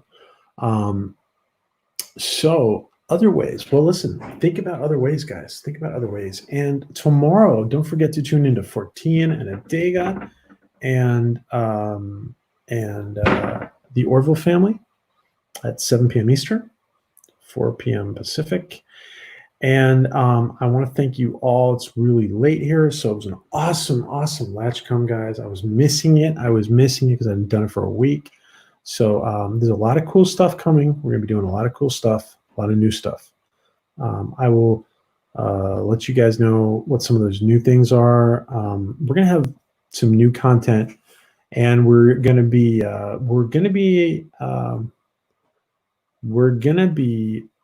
probably putting up a spin-off channel.